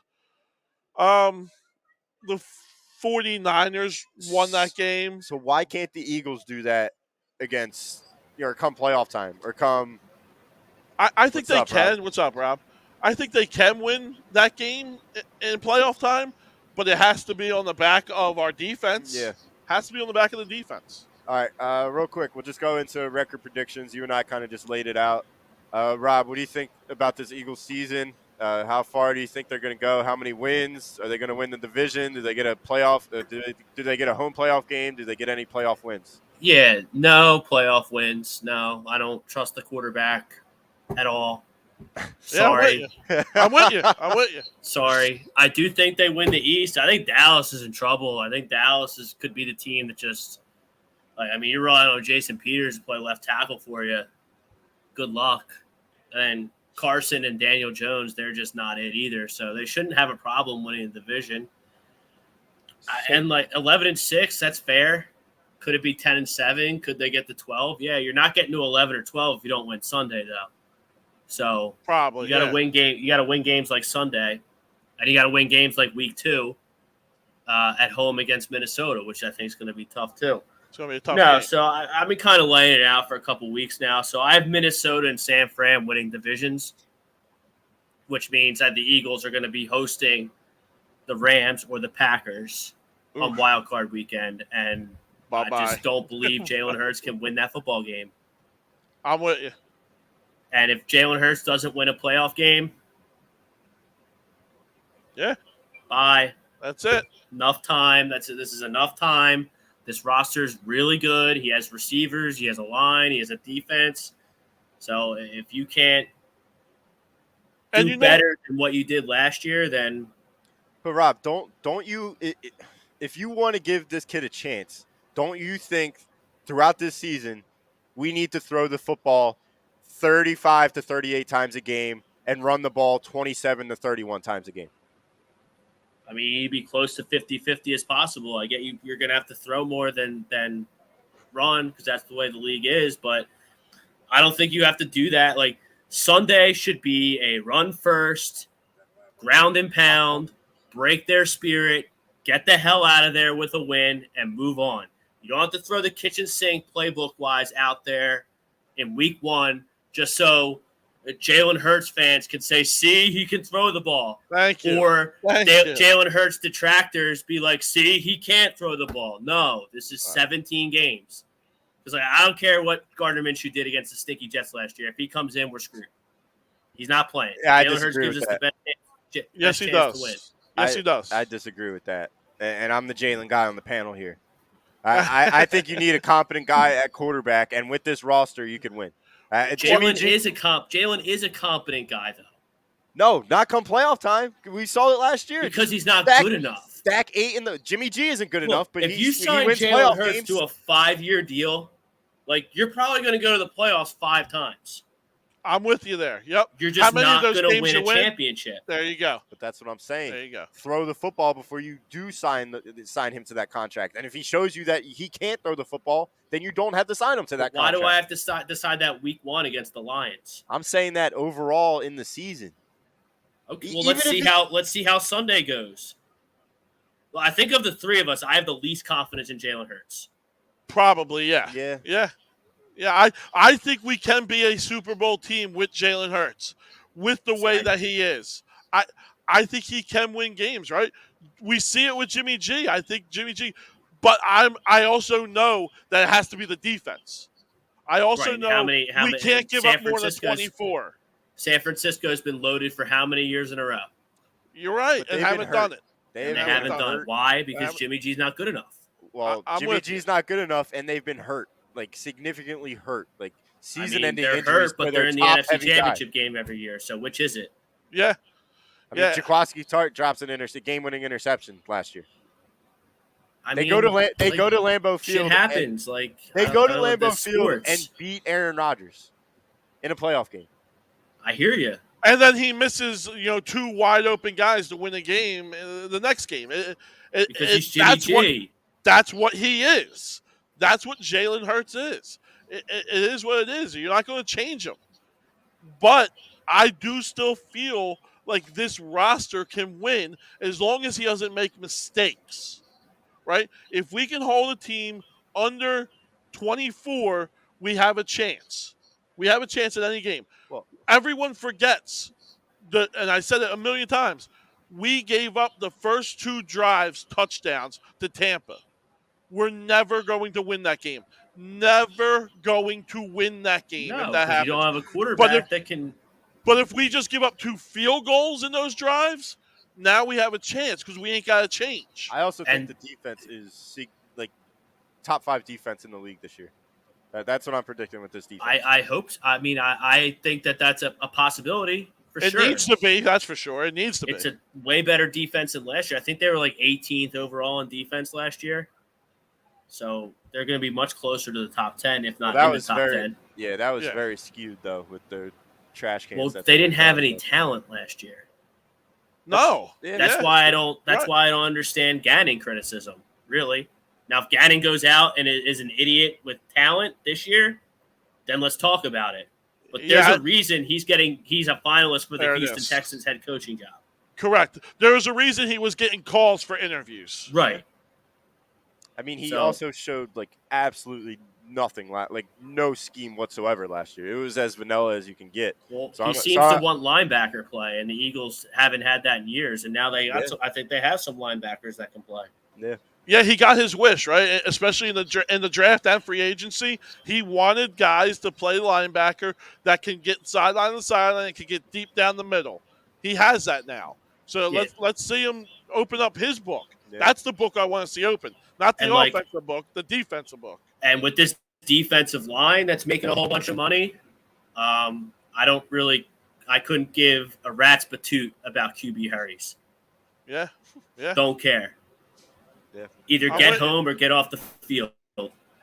Yeah. You're right. Yeah. You need to put them down. But they hurried. I'm like, no, don't care. Don't care. They make all the money. I don't need you to hurry them. I need you to bury them. I mean, Fletcher Cox got 3 digits for hurrying quarterbacks in the beginning portion of his career. Ryan Swope, the pocket play of Hurts needs to be his smarts. Hurts has to avoid taking off and looking to pass in the pocket. He has to not pass on the run / across his body as much as possible due to his very weak arm. Like, I don't think he has a weak arm. He just lacks timing with his receivers. He lacks the confidence to go past his second read. He has a weak arm. No, he doesn't have a weak arm. He has a weak arm. There's no way around that.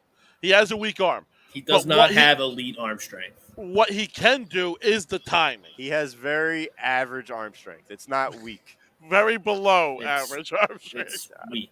That's a 4 out of 10. All right, we'll see what happens this season. I think this team is. Look, you could be a good quarterback with a 4 out of 10 arm strength. It's hard, but we were just saying it. Look at Drew Brees. You got to do time. Drew Brees did it. Timing is everything if you want to be a good quarterback that lacks arm strength. Right. That's the bottom line. Rob, what is your prediction for Eagles-Lions, your best bets for that game, and then we'll move on to the NFL slate, and we'll do our 12-game parlay. First off, I don't like the line. I don't like that everyone's picking us. I don't like anything about it. I'm scared shitless. So I'm gonna pick the Eagles 24-20, which I believe would be a push. So everyone kisses their sister. I got 28-20.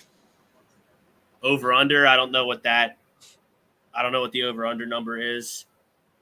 I'll let you know. Sleeper in a sec. pick. How about Kazir White with a pick? I mean, I like that. That's got to be a nice payout. I like that though. I think he could do that. So for the first time ever, I had to do a defensive player in a fantasy league, and I picked Kazir White. Yeah, I picked him. Hey, he was like the 10th linebacker. He was like the 10th linebacker on the list, so I just grabbed him. I've never done it before. I don't even know if he. I don't even know how it's going to work. Linebacker's usually where you want to go, so that's a good pick. Over-under is up to 49. That feels high. That feels real high. I'm going under. I'm going under. I'm going under by like my predictions coming to fruition because you know they're going to be that damn close. 48. Yeah. I'm predicting 48. 28 to 20. Yeah. It's got to be. So. It's right. got to be. It's got to be. It's got to be. And Jalen Hurts, he'll probably run one in at some point. So that might be a good bet. What do you think his stat line at the end of the day looks like? Win or lose? Like 20 for 31 for like around 200 yards. Maybe a touchdown. Hopefully no picks. He's pretty good about not fumbling. So yeah. That's about where I have him at. Jimmy's got him. Yeah, Jimmy, give him your numbers. 30 for 38, 280 yards, 3 total touchdowns. 28 to 20 final Flying score. on cloud 9 over here, this guy. I mean, I'm getting crushed in the chat Monday if he does that. See, Brickman, he's good play. He's Peyton Manning. I'm not even going to say that. I am 2 days removed from joining the Hurts wagon. Like right. I'm not going to be that guy come Monday. So if they win Sunday, you're in. You're a Hurts guy all of a sudden. I said I was a Hurts guy on Monday. Like, yeah, he's been saying it. He's my guy. Like he's my quarterback. Let's see if he can do it. Now I'm also saying if this offense shows that they want to pass the ball and that's what they're hellbent on, and Sirianni doesn't adjust like he did last year because it's just asinine that you would have to do that 2 seasons in a row after becoming a head coach where you just have to completely just alter your whole offense, and it looks like you're 2-4 and you're just stinky as a quarterback, then yeah, I'm off. And we could go back to the run game or we could bring in Gardner, and then we find our quarterback in the offseason. Like, I'm all for that. But I'm on the Hurts wagon. I'm on the Hurts train. Let's see what he can do. Yeah, I hope he's good. I like when people. I hope he's good. Yeah, I really do hope that he's good too. I think he's going to be good.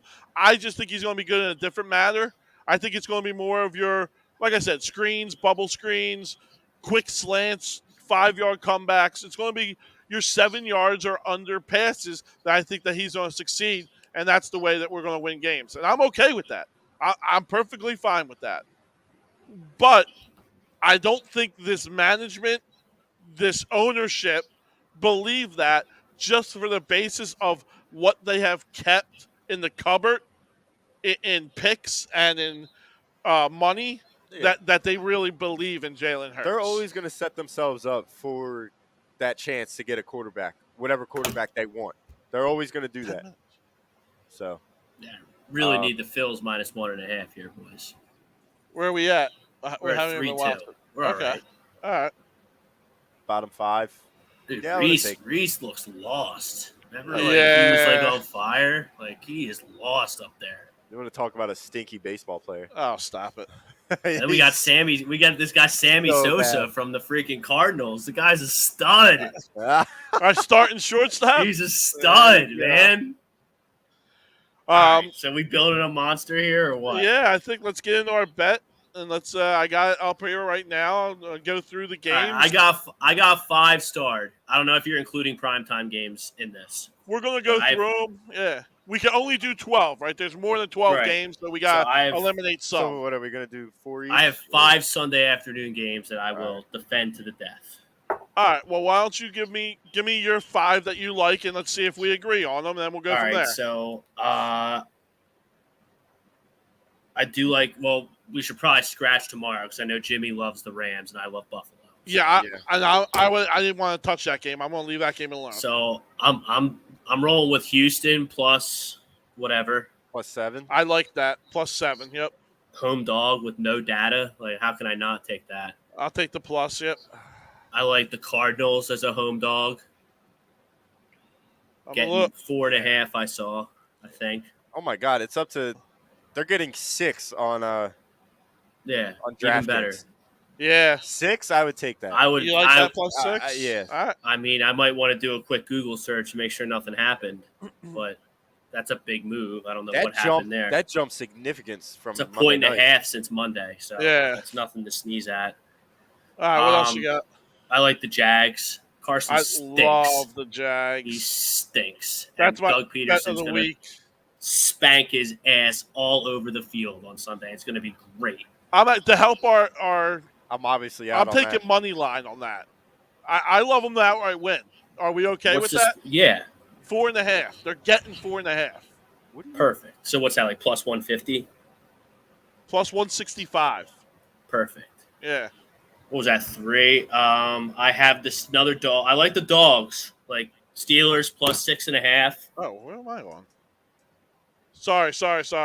I'm on You're week good. 2. Oh, that's what I was confused I was on about. week 2 there. I went too far down the line. All right, so we have Texans plus 7, right?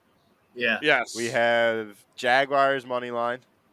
Yes. We have Cardinals plus 6, right? Yep. Just Yeah. 3. So Jaguars money line's plus 115. Sorry.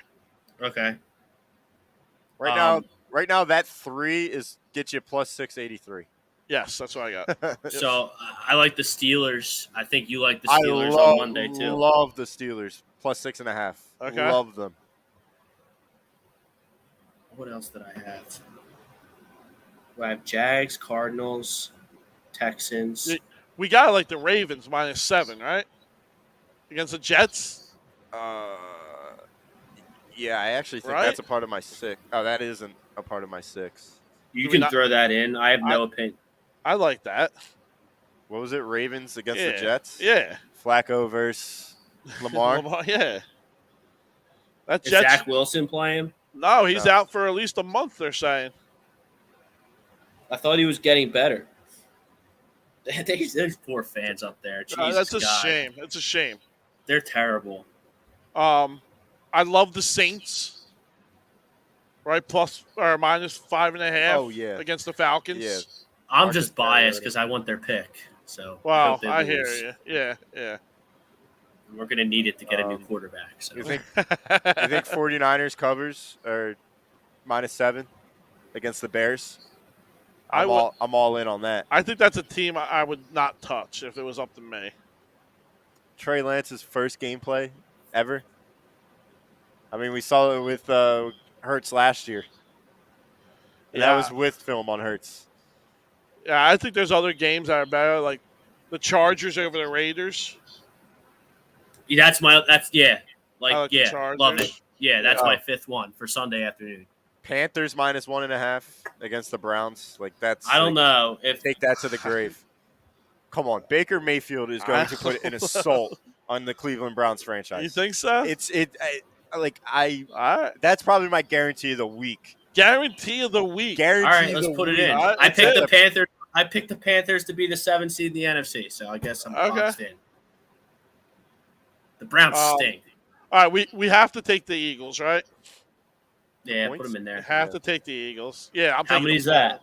Even the money line's only minus 195. I mean, that's good value in the parlay. Yeah. If you want to just go points, No, we we don't want to field shrink goal. our. We don't want to shrink our odds like that. We go home run here, kid. No, this is So that's nothing 9. smart about this. That's 9. Oh, we had the Chargers minus 3.5. Yeah. You like the 49ers? I love the 49ers. All right, we'll throw them in. I don't like that. That's the game that scares me a little bit.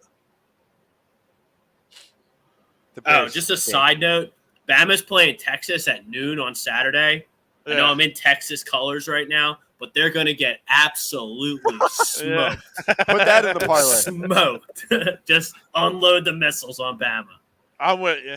Oh, just unload them. Are we all in on the Packers against the Vikings?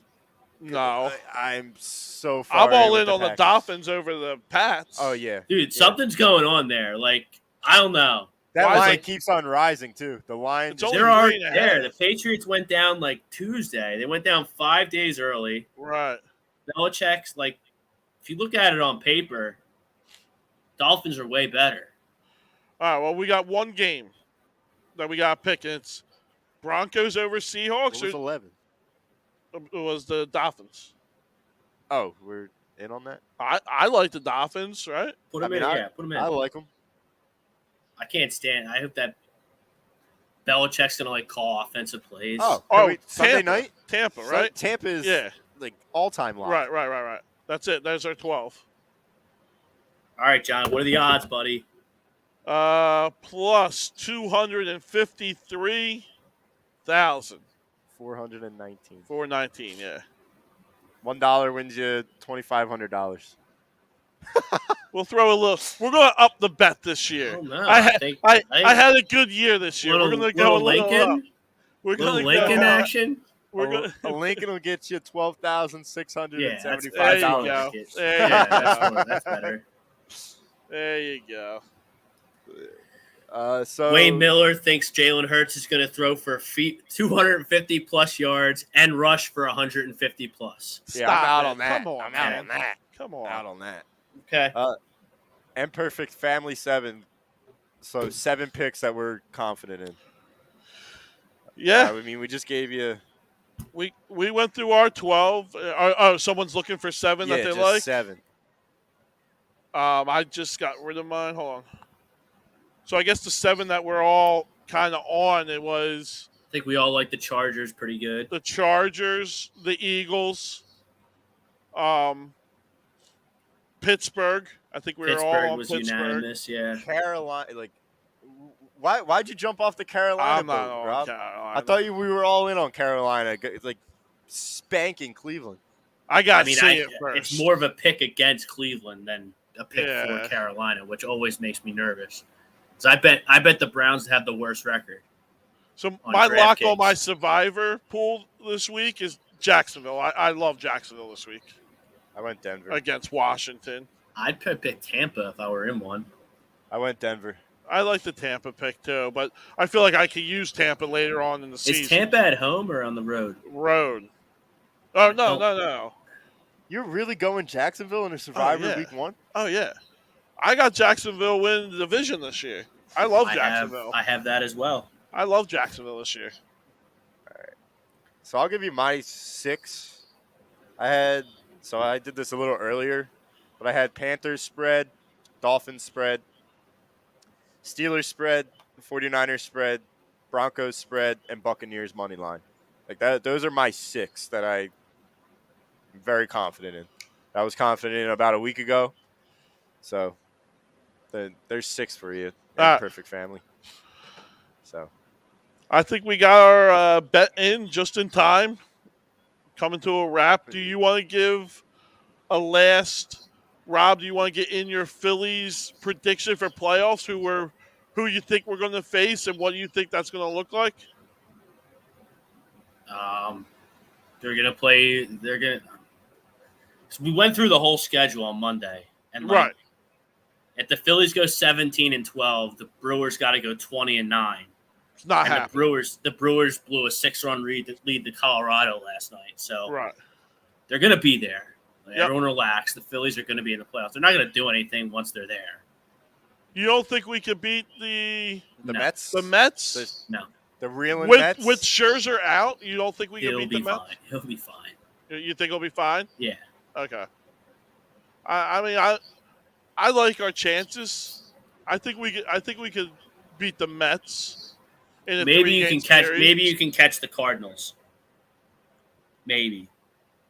If we finish last. If we finish last, you think a better chance against the Cardinals? All right. I mean, And I the would Mets, yeah. I would Okay. love The that. Mets are so good. I hate them, but they're so good. But they choke, and they're They're- showing you that they're choking right They're now. not choking though. they're- The Braves are they're just choking. unbelievable. Yeah. They just got hammered. There's a by the difference Pirates. between collapsing, which the Mets have done in the past, and just getting got because you're not as good as the other team. We The still have Mets a just month. aren't as good as the Braves. We still Yeah. have a month. Yeah. There's still what 27 games or so. Yep. So still Well, got like a the month Mets of are clearly baseball. the Mets are showing you that not that they don't care about the division, they're going to go Oh, wait. for it, but they'd rather be healthy, Right. which is right. smart. Wayne said for the team 150. Oh, okay. Yeah. No, I That's like fine. that. Oh, I is like that Reese Hoskins' Gold Glove? I missed it. Was that Did web it jam? actually happen? No, I dude, missed it. that's Sammy Sosa making stuff happen. I think. Oh, he missed it. Let me see. You're ahead of us. We're streaming it. Yeah. I'm top 6, 1 out. That's what we got here too. Look at Fulker's this web not- gem. Reese Hoskins with the web gem. Come on, baby. I didn't see it live. It didn't happen. Look at that play. But yeah, I mean the Braves don't lose ever. No, they're more than hot right now. So like the Mets aren't really collapsing the way I see it. They're just not as good as the Braves, and they were off to a hot start, and it took the Braves a few months to figure it out. But Right. like the Mets are strong. Phillies aren't beating the No, Mets. I'm all in No. on a Mets series at Citi Field. I'm okay all with in. it. Yeah, I'm All okay right. with it. But I'm we fine got. with it. They're just gonna lose. Like they're just not as good. You want And to I wind us don't. I have down? no idea what's going on with Wheeler. Either way. Rob, we're I gonna have have no to agree idea on where this. Sir Anthony is. I have no idea where Eflin is. Like this Bailey Falter train's gonna run out of Yeah. steam There's Sammy Sosa. sooner or later. Ranger Yeah. Suarez can't pitch anymore. No, Rob, we'll talk about it Monday because now I want to talk for another hour, but we have to get We out gotta of get here out of here. for Birds of a Feather. I think they're coming on at 8:45. Mike Chromiak, so make sure you check them No, out. the wrestling. Lazy. wrestling. Yeah, lazy The booking's coming wrestling. on. Yeah, he's got an coming on. interview tonight, I think. Yeah. with Chrome. What's it, Sullivan? Kevin Sullivan? Yeah, so make sure you check that out, and then we got A2D Wednesday night right after. This has been the Rant Booth here in Ocean City, New Jersey, 10th Street on the Boardwalk. Make sure you check us out. Next time you see us, it'll be Sunday morning. Sunday mornings, yep. And week 12 2. o'clock. Sunday morning, week 2. So, yeah. Everybody have a great rest of your day, and we will see you next week. Check out every other show. Take care, guys.